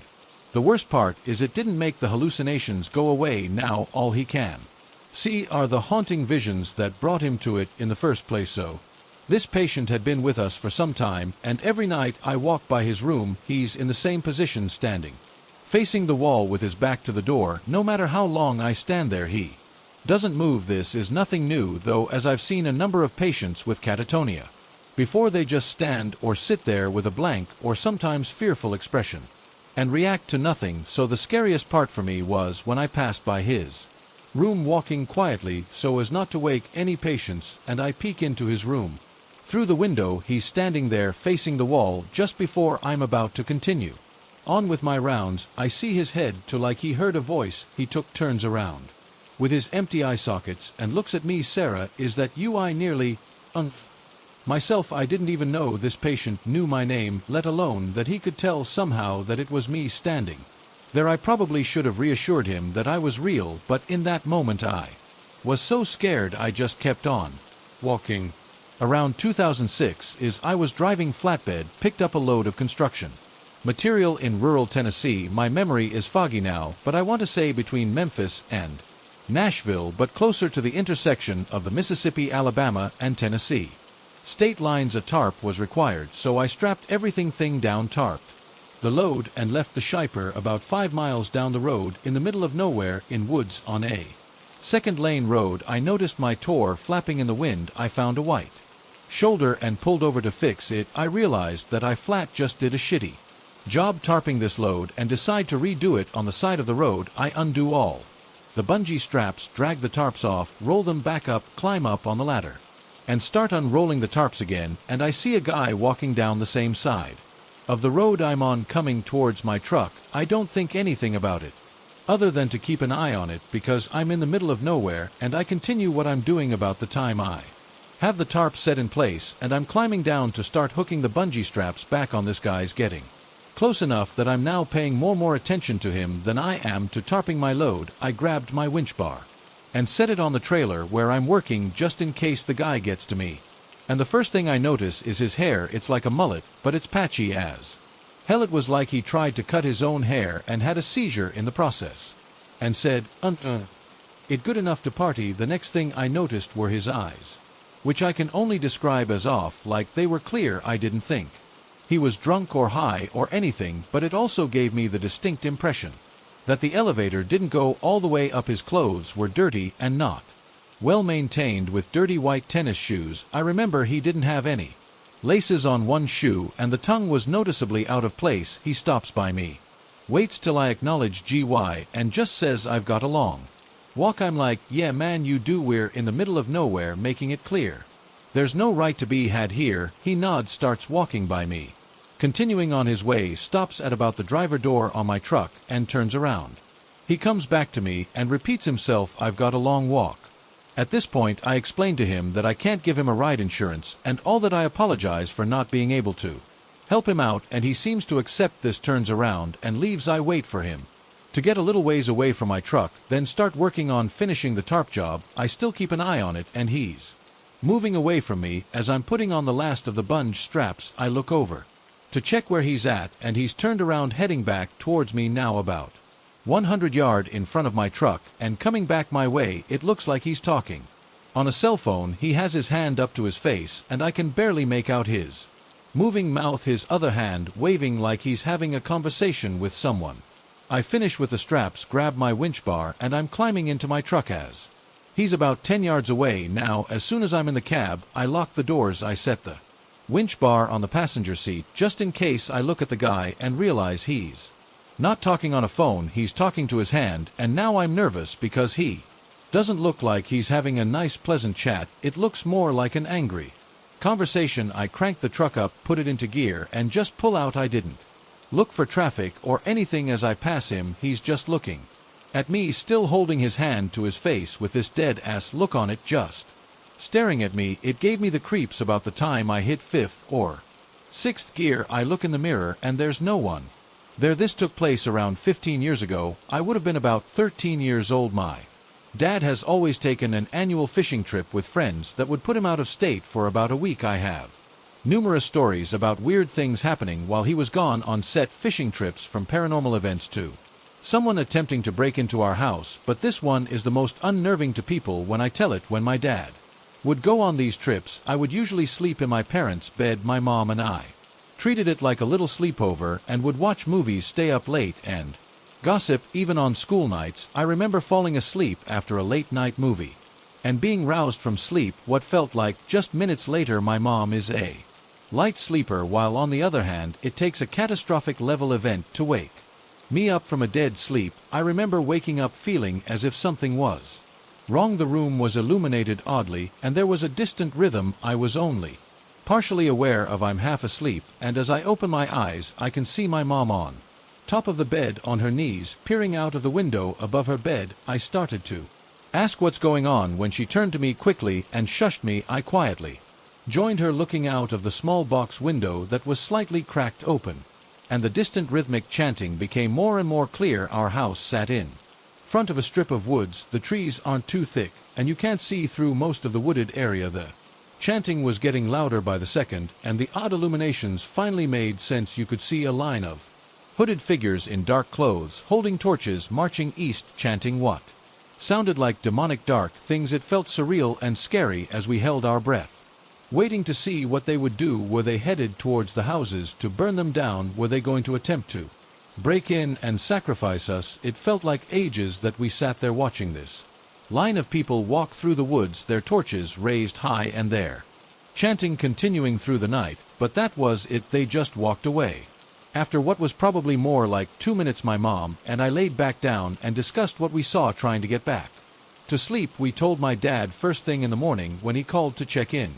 But I remember him not believing us. He thought it had to be a dream or something. That kind of thing didn't happen in our small town in Ohio. But the next day there was an article in the local newspaper about a lamb being slain on a makeshift altar on the east side of my town. My dad stopped doubting us, and my mom and I got even more freaked out. My parents still live in that house, and we've never seen any other cult-like behavior in the area, but that one evening freaked us out enough that I decided to permanently camp out in my parents' bedroom every time my dad left town until my late high school years. If you stuck around, I appreciate it. Thanks for listening and allowing me to get my story out there. My friends and I were reminiscing about creepy stories this weekend. This one came up and I haven't stopped thinking about it since, so I wanted to write it down and share. I'm a 17-year-old female working as a cashier at a popular thrift store. I've been there for approximately 8 months, and I love my job and my coworkers. The common thing I've noticed is that,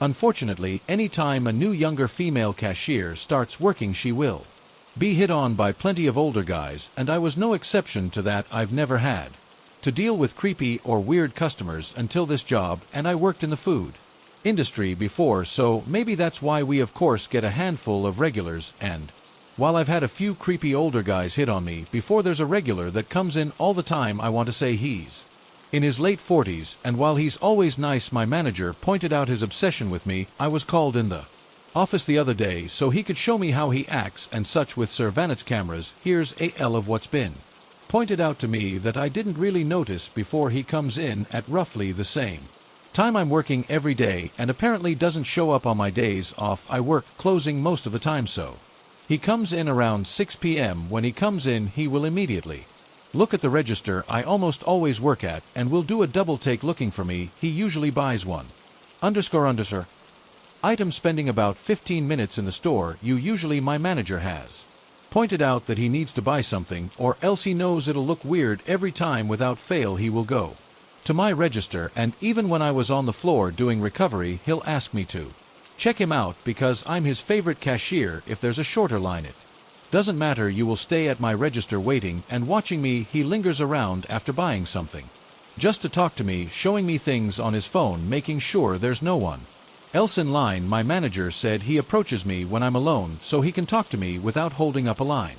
He's commented on my hickeys that I failed to cover up before on my neck, making weird remarks here and there. He says he usually checks because there's always about 1 or 2. He said I wouldn't look good as a blonde, which isn't inherently weird, but paired with everything else I guess it is. When I wasn't wearing any makeup, he would say something like, "You seem out of sorts."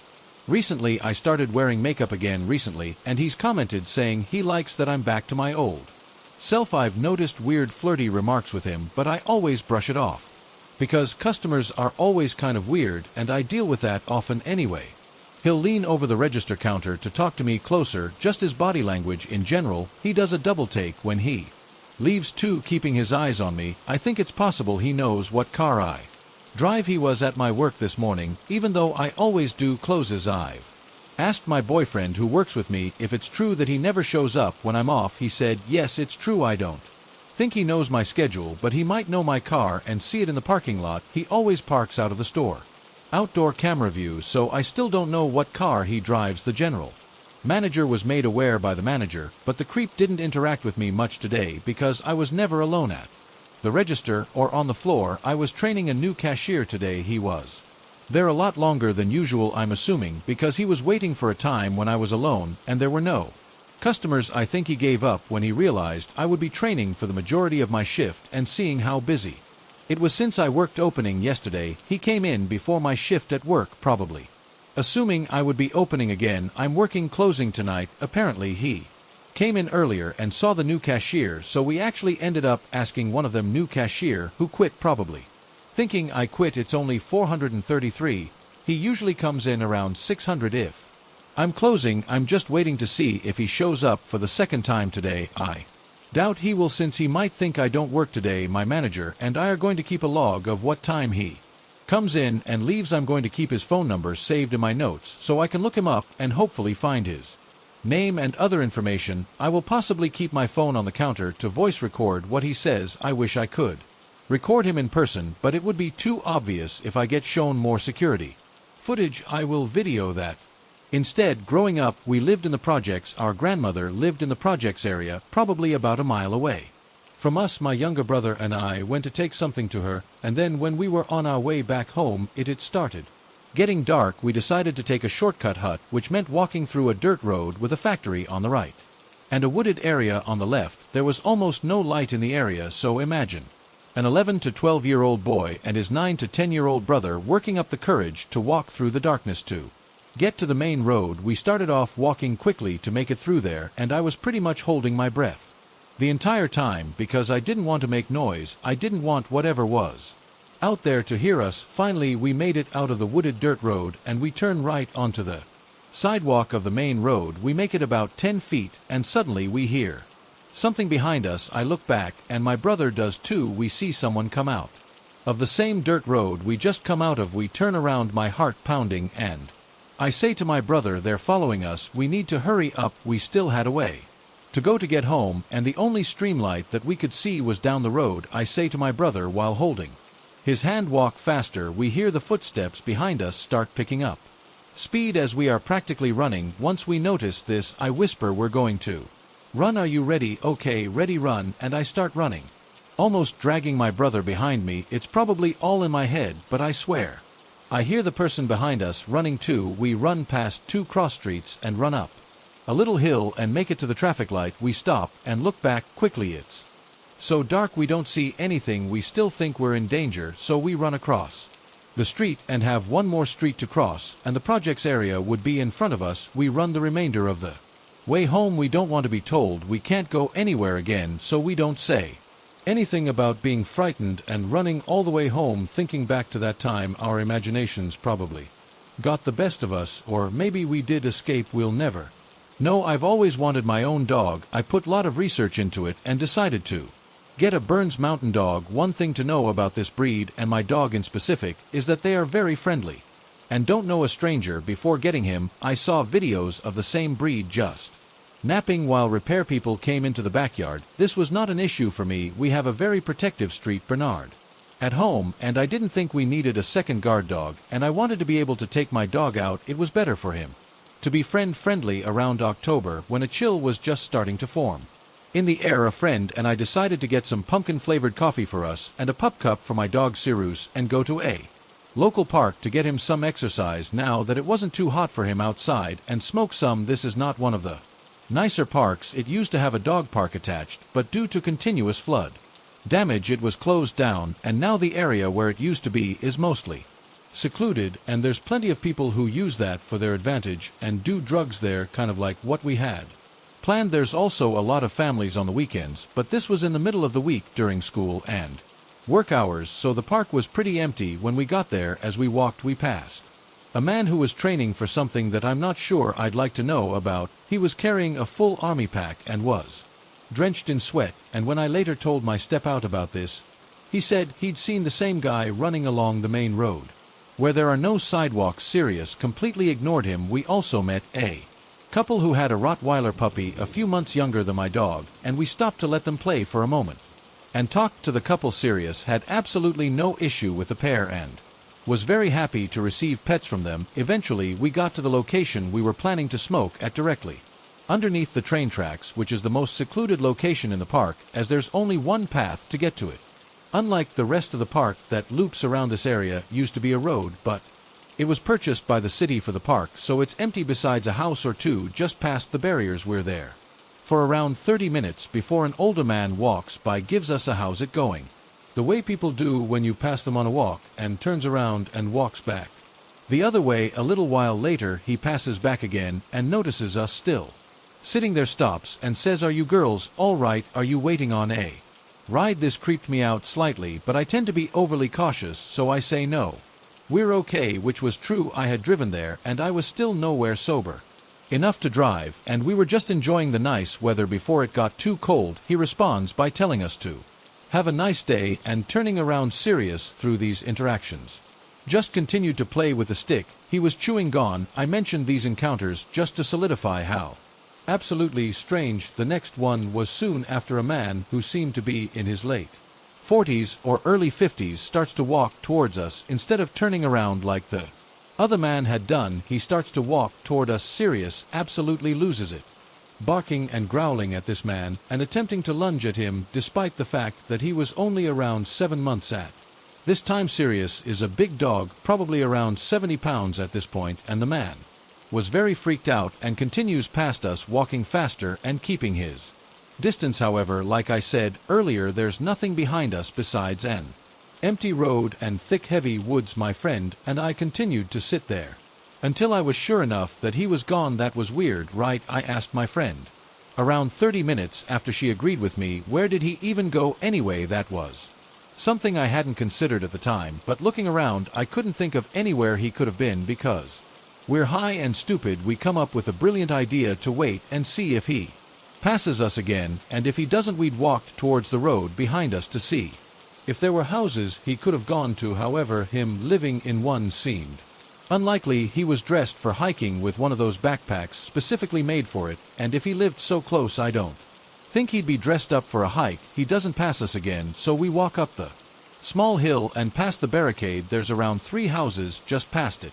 all pretty run down, and the second we get to the first one, a man comes out onto his porch with a gun and just stares at us. So safe to say the people who live there aren't a fan of people from the park on their property. I think the only solution is that he went into the woods. I'd never seen my dog act like that before, and I haven't seen him act like that since. Every other time he meets someone, he acts like everyone he meets he's known for his whole life. I've always thought that dogs have better instincts than us, and this has just proved it right for me. We're both pretty small girls, around 100 pounds and under 5 feet 5 inches, and it's scary to think what could have happened had my dog not been with us, and we had no way to defend ourselves in such a secluded area. I grew up in the 1990s, born in the late 80s. I remember getting my first bike and starting to explore the area I grew up in upstate New York. Where I grew up is much different now. In the 90s, it was more rural with clusters of neighborhoods here, and there I lived near an old cap landfill, and the main road connected a lot of semis down to some factories and a neighboring town.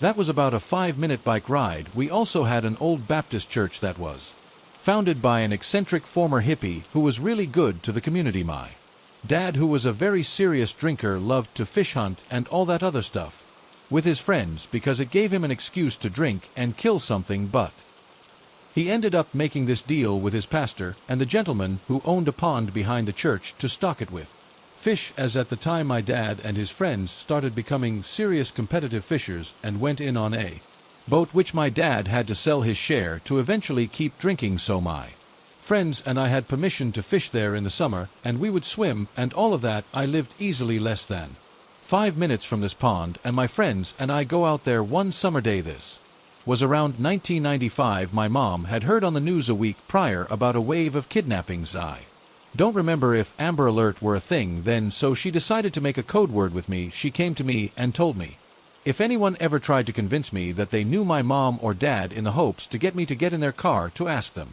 for a code word. ORS was pickles. So fast forward to our fishing trip. My friends leave before me after we sat around and actually just swam more than anything. My friend Dennis got mad because he was serious about fishing, so he and his brother left and I was alone on the road.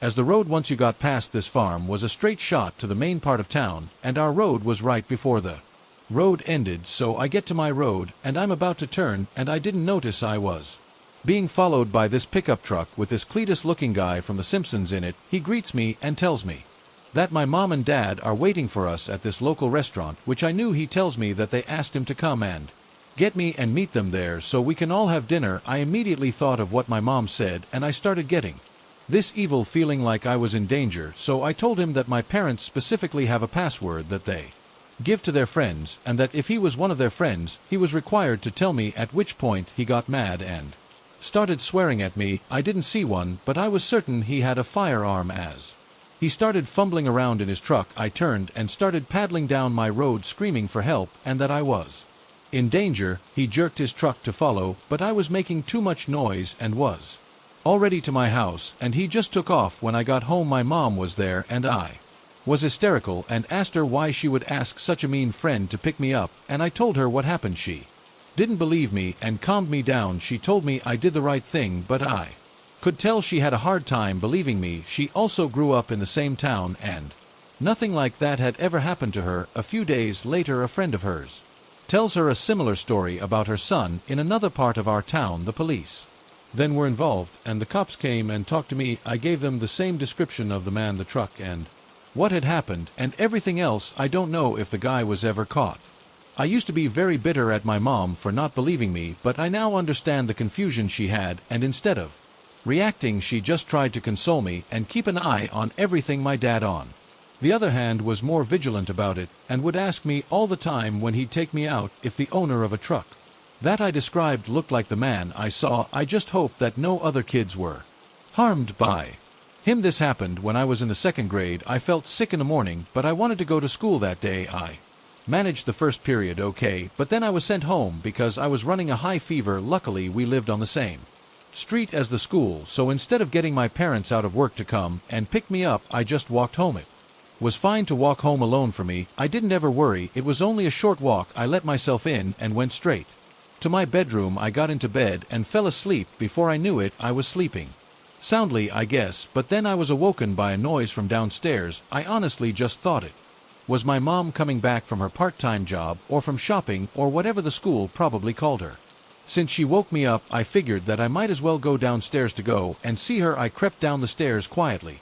I felt like surprising her that day. I likely had a smile on my face as I slowly went downstairs. However, that smile would soon disappear when I realized that my mom wasn't down there. Someone else was. It was our neighbor, a guy of about 50 years old. He lived next door. I stopped, stared at him. He had a knife in his hand. Seeing me at home, he panicked. Now, I am old enough to know that he didn't expect company. He would have assumed that the house would have been empty, or I dread to think my mom would have been home alone. Before I could begin to process what I was seeing and begin to question what was happening, he spoke to me. Hey, can you keep a secret? No one needs to know that I was here. Okay, pal. My eyes were glued to the knife in his hand the whole time he was speaking. My brain was now in gear. Remember, I had just woken up and I had a fever. Now I was beginning to put 2 and 2 together, well, trying as best as I could. I was only a kid when this happened. I stared at that knife and I just thought to myself, I am in danger. I was so scared when the gravity of the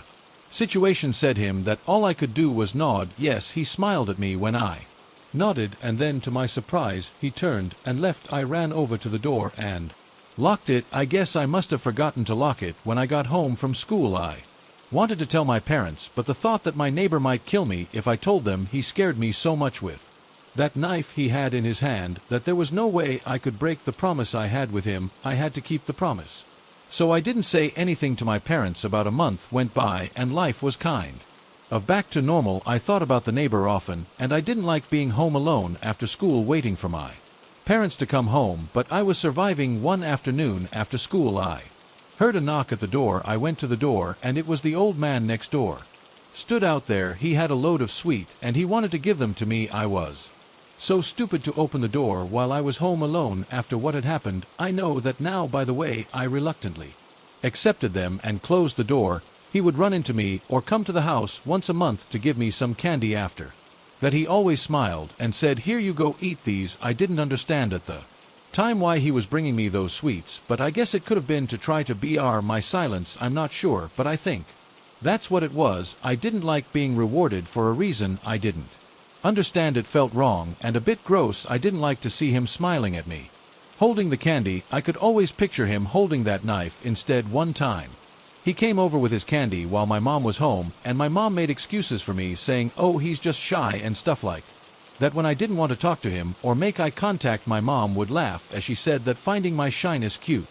I guess she didn't know the secret I was keeping for him. Months and months went by, and then I heard the news that the creepy old neighbor of ours had passed away. It was like a weight had been lifted off of me. My parents thought that I would have been in bits because to them it looked like the old man, and I had a deep connection inside. I was celebrating, not mourning. I didn't shed a tear for that man. Life moved on after that. I grew up, moved away, and began a life of my own. I've always been a little edgy about being the only one at home, but over the years it's gotten easier. I went back to my hometown last weekend and was reminded of our neighbor. I was at some neighborhood party with my parents. Someone mentioned him, and I listened. In that old guy, he loved betting on horses and playing the slots. Another person said, "Yeah, I just remember him being an alcoholic. He used to turn up to our house uninvited all the time, and I had to have strong words with him once to get him to go away." And another neighbor chimed in, "Where don't you think it's funny that all the thefts in the neighborhood went away after he passed on?" That's when it dawned on me he was there that day to rob us, and possibly more than that had my mother been home alone, which was very likely because she worked part-time. Things might have gone very differently. So he was bribing me with sweets to keep his secret. He was going to rob us. At the bare minimum, he was an alcoholic thief who preyed on our neighborhood. I can still see his face and the knife in his hand. It is a pretty traumatic memory from me. I have had some pretty creepy experiences in my life. A lot of them live with me and re-emerge when the lights are out. By that I mean I'm essentially haunted by their memory. One in particular stands out for me. I remember being home alone and hearing a woman's voice. I couldn't really make out what she was saying. She was mumbling and sobbing. That was really scary. I just ran straight out of the house. On another occasion, I was home alone and the door to the living room slowly creaked open by itself. I instantly got to my feet and went to see who was there, but of course no one was there. I don't know if I am susceptible to the paranormal or anything, but I would be lying if I said I wasn't a believer. But talking about the paranormal isn't why I'm here today.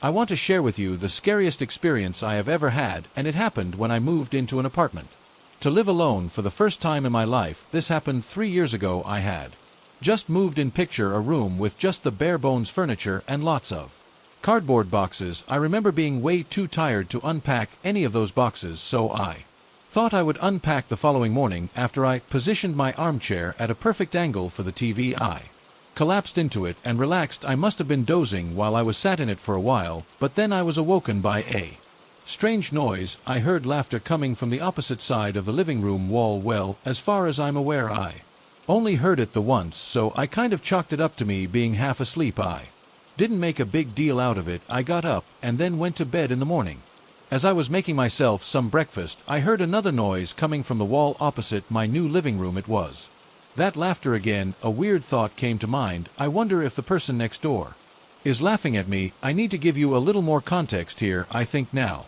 when you think of a laugh, you think of those sitcom laughs. I guess you know, a live audience, what I mean is a laugh when something is funny. The laugh I heard was not someone laughing at a TV show to me. It was someone laughing in a deliberate, strange manner. I don't know, like the Joker or something. It creeped me out a bit. I hadn't introduced myself to my neighbors yet, and as it is a custom here in Japan, when someone moves in, I figured now was a good time to do so. I mean, at least I knew the guy next door was home. I was sure it was a guy based on his laugh, so I went outside and pushed the doorbell for the next door. I waited a couple of moments, but no one came to the door just as I was about to give up and go back inside. One of the other neighbors came out of their apartment. He looked like he was heading off to work. No one has lived there for a long time, he said to me. Well, as you can imagine, that was pretty strange to hear since I just heard someone laugh next door. I introduced myself and kept the laugh I heard to myself. I ended up thinking that it was just another encounter with the paranormal. Great.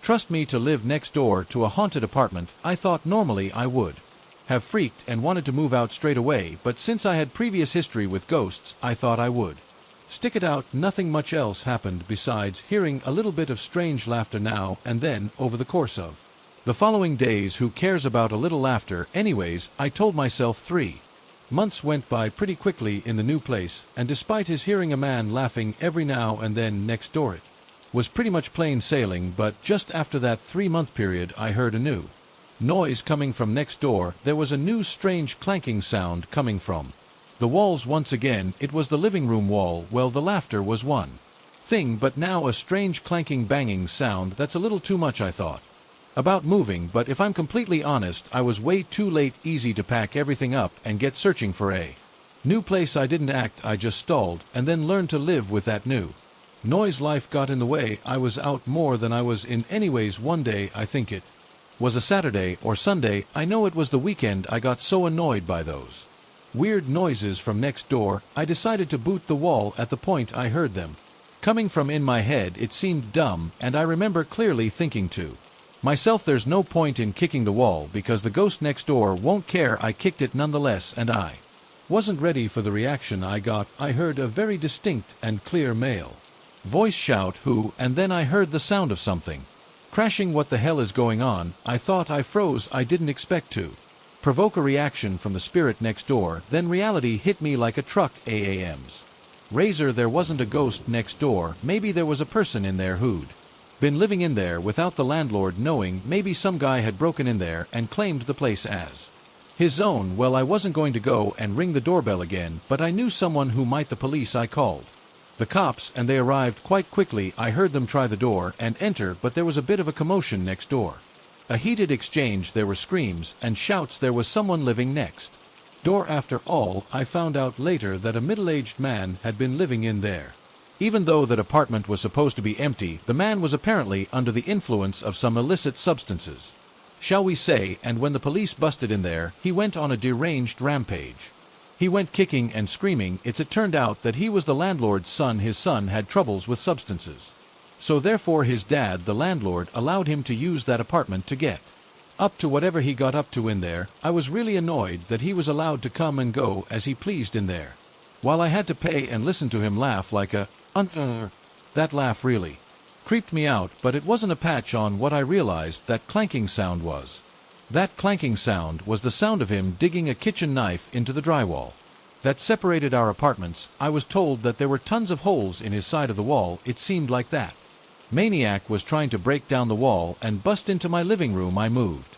After that, I got my deposit back and was forgiven a couple of weeks of rent payment. That goes without saying in my opinion, although I have had my run-in with the paranormal. The fear I get when I remember the sound of that madman slashing away at his wall is unmatched. I dread to think what his plan was. Ghosts aren't half as scary as people. If you ask me, this happened around 15 years ago and nothing became of it, but it was so weird that I think about it regularly. I was 16 years old at the time. It was early evening, so getting dark, but not yet pitch black, and I was walking home from the bus stop after seeing some friends. I just turned from the main road onto my quiet street when I heard my name being called by a male voice. I was still trying to figure out where the noise was coming from when I see a guy jumping out of a car and jogging towards me. Smiling again, he says my name and asks me how I've been. As he's getting closer, I'm waiting for the penny to drop, but even when he's close up, I realized I don't know this man, and it's clear from my face that I'm confused. Seeing my confusion, he says, "Don't you remember me? It's me, Chris." And I say, "No, sorry, I don't remember meeting you before." "How do you know my name?" He says something incredibly vague, that he's my ex's friend, and I say, "Okay, but what's my ex's name then?" And he starts laughing. I am absolutely convinced we'd never crossed paths before in our lives, and he looked like he was in his 20s, so how would he know my ex who was my age? He still had this unnerving creepy smile on his face. I think he was either high or drunk, but I started to feel unnerved and wanted to end the conversation ASAP. He asks me to come hang out with him, and I say no, sorry, I need to get home. He's being insistent, but I'm being firm and saying I need to get home, I'll get in trouble if I'm late, my parents are expecting me, and other various excuses. I just tried to win the conversation politely by saying nice to see you, but I have to go, and then I start to walk away. He seems to accept it and thankfully goes back to his car. I feel relieved to see him driving away until I turn the corner, that is, he's parked literally over my house's drive and is standing outside of his car again with that weird intense smile now.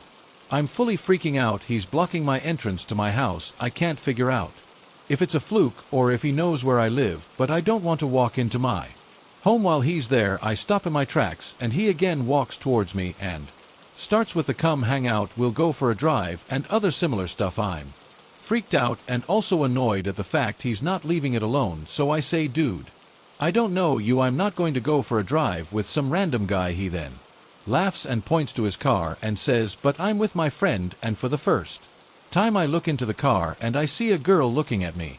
She looks high out of her mind and is just staring directly at me. Honestly, my heart dropped looking at her face. She looked miserable and so spaced out. I can't remember how I got rid of him, but I just stood my ground and kept saying no, I don't want to go for a drive, I'm going home. I stood in that same spot until he eventually gave up, got back in the car and drove away, all while this girl still stared at me. Like I said, nothing ever came from it. I never saw that guy again. I have no idea how he knew my name. The girl in the car looked older than me, in her early 20s. Most likely so. At the time I assumed she knew what she was doing, but every so often I think of her and I wonder if she needed help, or maybe it was all innocent. I hope she's okay. Though I'll start by saying that nothing could have prepared me for what I was going to discover the morning after a night out. It started as every other night would. Me and my family got ready to head to our local bar for a fundraising event. I just turned 18 and was looking to have a chill night with friends and family. I knew most of the people there, so I was feeling really relaxed. While at the bar, I went to pay for my drink when the bartender told me it had already been paid for. When I went to see who had paid for it, I saw my cousin's partner. He's around 12 years older than me. Give or take, I give him a quick wave and we did the normal niceties like, hi, how are you doing? It's important to note that I'd barely spoken more than 2 words to him before, as he was usually quiet or retreated to his room when we would go and visit my cousin. After saying thank you, I thought nothing of it. Nothing seemed off with our little interaction. By the end of the night, I had gathered my family together and told them I wanted to head home. At this point in time, I was still living at home with my mother. She had made plans to stay at my grandmother's that night, so I was going to go home and sleep. It was around 11:30 p.m. and I was outside having a smoke, about to head to my car. Just as I was about to head to my car, I hear someone call my name, so I turned to find my cousin's partner walking towards me. He asked if I was heading home for the night, which I thought was weird. I said it was late, so I was calling it a night without skipping a beat. He mentioned the car I drive and said he would see me around sometime. At this point, I got a bit creeped out, so I said good night and walked off to my car. There were plenty of people outside, so I wasn't concerned at all. Once I got in the car, my phone went off, and it was my mother. She was begging and pleading with me to go and stay at my grandmother's house for the night, saying that she had a really bad feeling. Initially, I was really annoyed. I just wanted to go home and go to sleep in my own bed, but she insisted. I couldn't understand why. I was used to being alone at home at night, but she wouldn't let it go. I hung up and started driving home. I couldn't be bothered going to my grandma's when my house was just down the road. I was tired. I just wanted to go home. Not even halfway home, my phone went off, so I pulled over to check it. It was my sister asking me to please go stay at my grandma's house. I was pissed off at this point and decided it would be easier going to my grandma's house instead of arguing with my family. When I got to my grandma's house, everyone was asleep. Now, I was really pissed off and went straight to sleep. The night was uneventful, but I woke up in the morning to my family talking about how they all had a feeling of dread, which is why they didn't want me to go home alone that night. My mother and I left for home at lunch. I felt off as soon as we pulled into the driveway. Once I got to the door, I found a police car wedged into the door to call them ASAP. I went inside and found my mother's Camera on the kitchen table. This was a huge red flag, as it was in my bedroom. Before we left for the fundraiser, I went to my room to find my entire room had been ransacked. No other room in our house had been touched. My blankets had been pulled back, and it looked like someone had been in my bed. My underwear drawer was wide open, and some were also sprawled on the floor. Another camera of my mother's was also on the table where my TV was, which was directly opposite my bed. My clothes were everywhere. By this point, I was losing my If I'd gone home like the plan all along, I would have made my way through the house and then crawled into bed without switching my lamp on. I had done this so many times previously, and I wouldn't have seen the state of my room at all. My mother gave them a call to find out what happened, and what she told me made the blood drain from my face. The police were alerted to a break-in at our next-door neighbor's house when our neighbors found a man wandering inside their house. The man claimed he was my friend and went into the wrong house, and they chased him out. Our house had a big 8x12m deck which looked over my neighbor's house. They called the police again when they spotted the man having a smoke on our deck. The police arrived at our house at 2 a.m., but since I wasn't home, no one answered the door. They noticed the lights were on, so they went inside to investigate. They made their way through the house and found a man hiding in my bedroom in the dark. He couldn't give an answer why he was there or why he was hiding in my room. They had arrested him and taken him to the station and wanted to know if we knew him, and it turns out it was my cousin's partner, and he'd been hiding in my room for over an hour. Why? Waiting for me to get home, because he knew I would be going home that night. My mother's gut feeling saved me from going home alone that night, and my neighbor's vigilance helped to catch a creep. I always listen now without question whenever she has a bad feeling. Who knows what would have happened? All I know is it wouldn't have been pretty. He was charged with breaking and entering and spent some time in jail before being released and moving country. Always trust your mother's gut feeling, people. It sure saved me from having to deal with that. It has been a while since I last posted a story about a suicide house, but I've had several requests for more stories about my experiences in the field of trauma scene work. If you don't know what that is, I used to lead a crew that would go in after a murder, suicide, unattended death, accidental death, fire death, or any manner of incident that caused damage to a structure that left behind a scene that the victim's family shouldn't have to see. Now, I know my stories are not scary in the haunted or serial killer type stories, but the fact is most people couldn't handle walking into a scene like many of the ones I've been on. We've actually had to be careful how we train crew members who work on such scenes. It was often a volunteer basis for working on those types of scenes, meaning we didn't force anyone to go to a house where the dad killed all the children before blowing his brains out when the lazy boy. We just didn't start someone in training and then go, oh, and by the way, we're going to a multiple homicide anyway. If there was a way to describe some of the sights and smells of doing this type of work, I'm sure you would see how truly scary or messed up this all is. First of all, I have to say that suicide is not glamour, nor is it ever over for those around you. If you need help, please get help. Don't let your loved ones find you that way. It not only changes them, but changes the feeling inside the house. Anyway, back to my story. This took place in the late 1990s, just before I got out of the field. We got a call to dispatch a crew out to our house, and we were told that there was an incident with at least one death.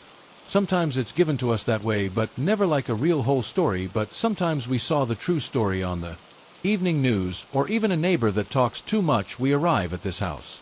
It's a modest house, but not really a high-end home. It's not quite a low-end one either. It was a two-story home about midway into a cul-de-sac street. As with some scenes, there's a cluster of neighbors outside looking at who we were and why we were there. The sheriff's department had just released the scene, so all of the crime scene investigators had already done their job. As I approached the house, I noticed a ton of what looked like bullet holes in the stucco, broken glass, and a long blood stain on the driveway.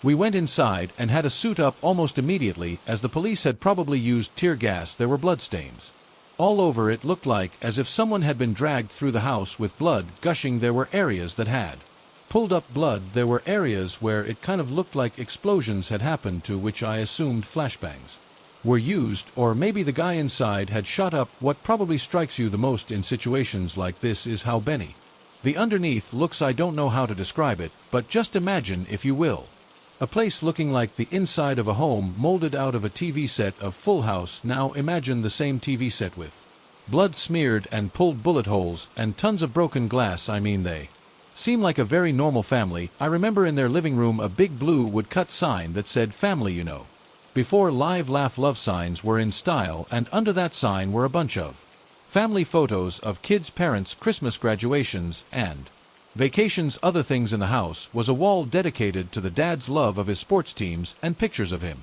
with his buddies at games and stuff. So what happened from what we piece together from the news reports, neighbors who wanted to talk to us while we were cleaning his blood off the driveway, and from the scene itself, was that the dad went crazy. He'd been talking about demons, not like I got my own demons, but actual demons. He was sure that he was being attacked by the devil, and that demons were trying to take the souls of his family, so rather than to let the demons take his family, he killed them so they would go to heaven. He ended up barricading himself in the house. It looked like some family members tried to get away after being shot and stabbed, but one collapsed in the kitchen, and one escaped somehow and was pulled out by police. The guy ended up shooting back at the police, and the neighborhood was evacuated for blocks. I can't say that all happened for sure due to the fact that we arrived on the scene much later, but that was what the people outside were saying. In the end, he escaped the house and ended up on the roof still shooting at the police. They shot him down and he fell from the roof, and that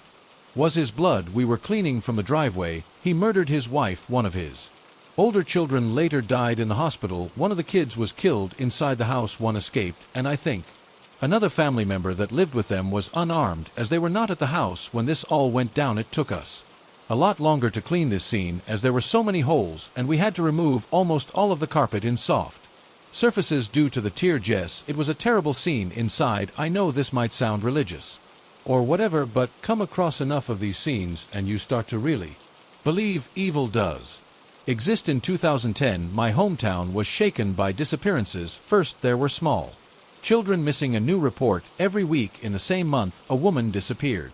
2, and people started speculating that it could be organ trafficking related.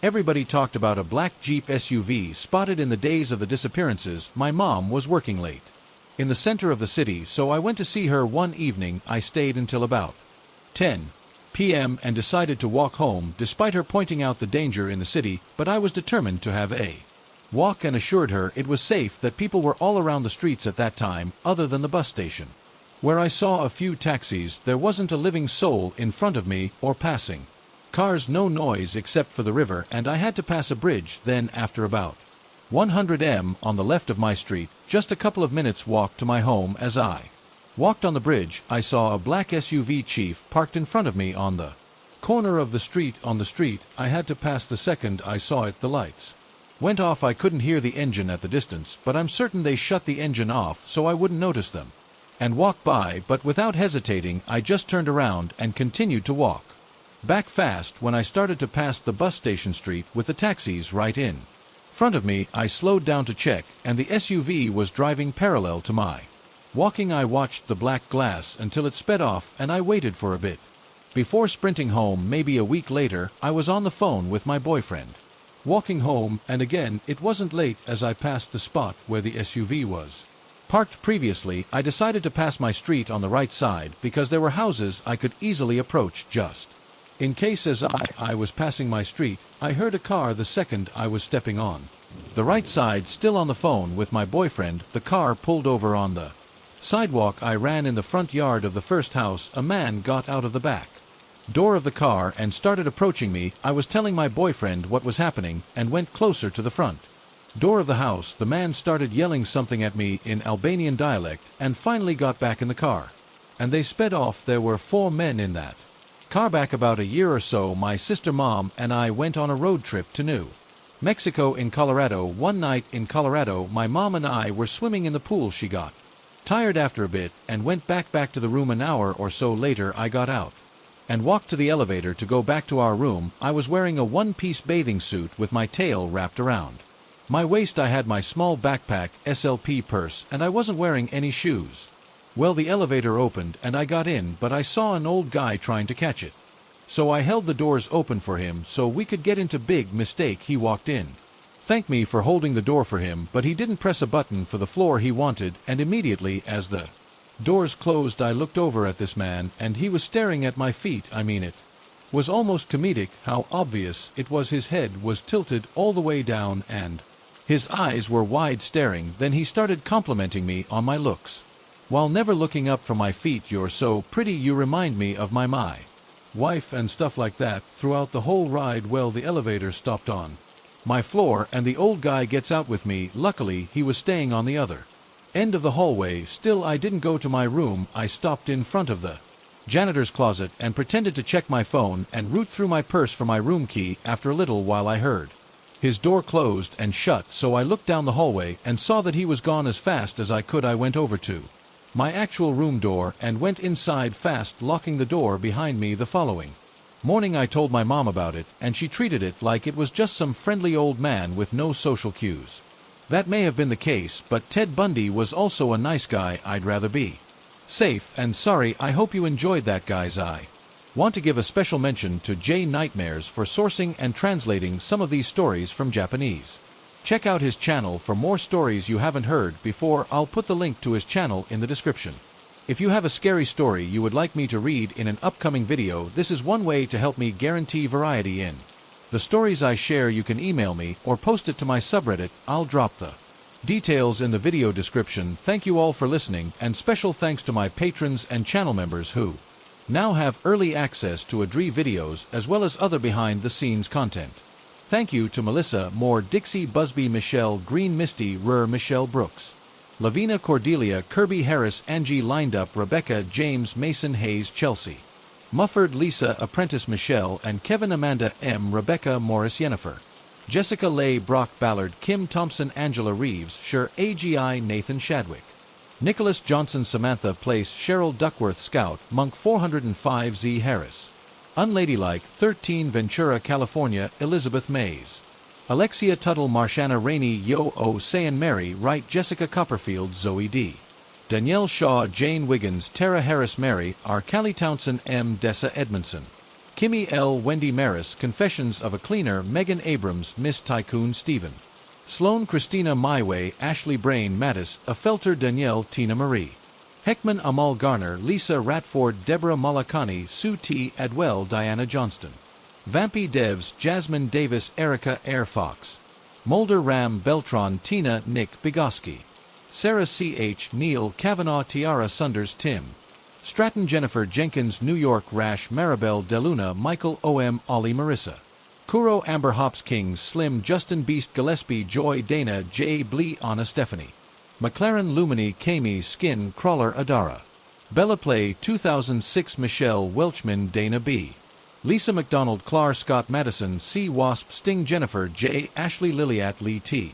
Wyatt, Gina, Laura, J.K. 6, Venzio, Donna, Joey, Big GSC, Tanya Spaghetti, Wello King, Matthew, October Gypsy, Lisa, Ollie Thomas, Build With Me, Letitia, Fran Debs, Insomnic, Kat, Stephanie Summer, Rebecca, Tyara This, Bad Kitty, Your Papy, Dilly Ling, Tripping Balls Through History, Samantha Erica, Alyssa, Tracy Killian's Place, April James, Ern Jan Joy, Handout, Pegasus Genesis, Karen, Kitty V, Barry LJ, Fiona, Xbox, Scott, I Like, Booty Monica, Level A, Chris and Donna, Holly, Spry, Kimber, Jasmine, Centix, Heather Haven, Kitty Cat, Luna 2, ADHD, Aurora, Janice, Cinderella, Baby, Borderline, Betty, Lady, Draco, Erica, Nicole, Snowball, Rena, Melanie, The Honeybee 987, Pretty Girl 215, Ryan Brook, Wendy, CFTY, Keltina, Dina, Vampy, Debs, Patricia, Amber, Chista, Brenda, Absent, Alice, Chrissy K, Spider's Web, H. Lala, Andrea, Sue Monique, Sean Gorman,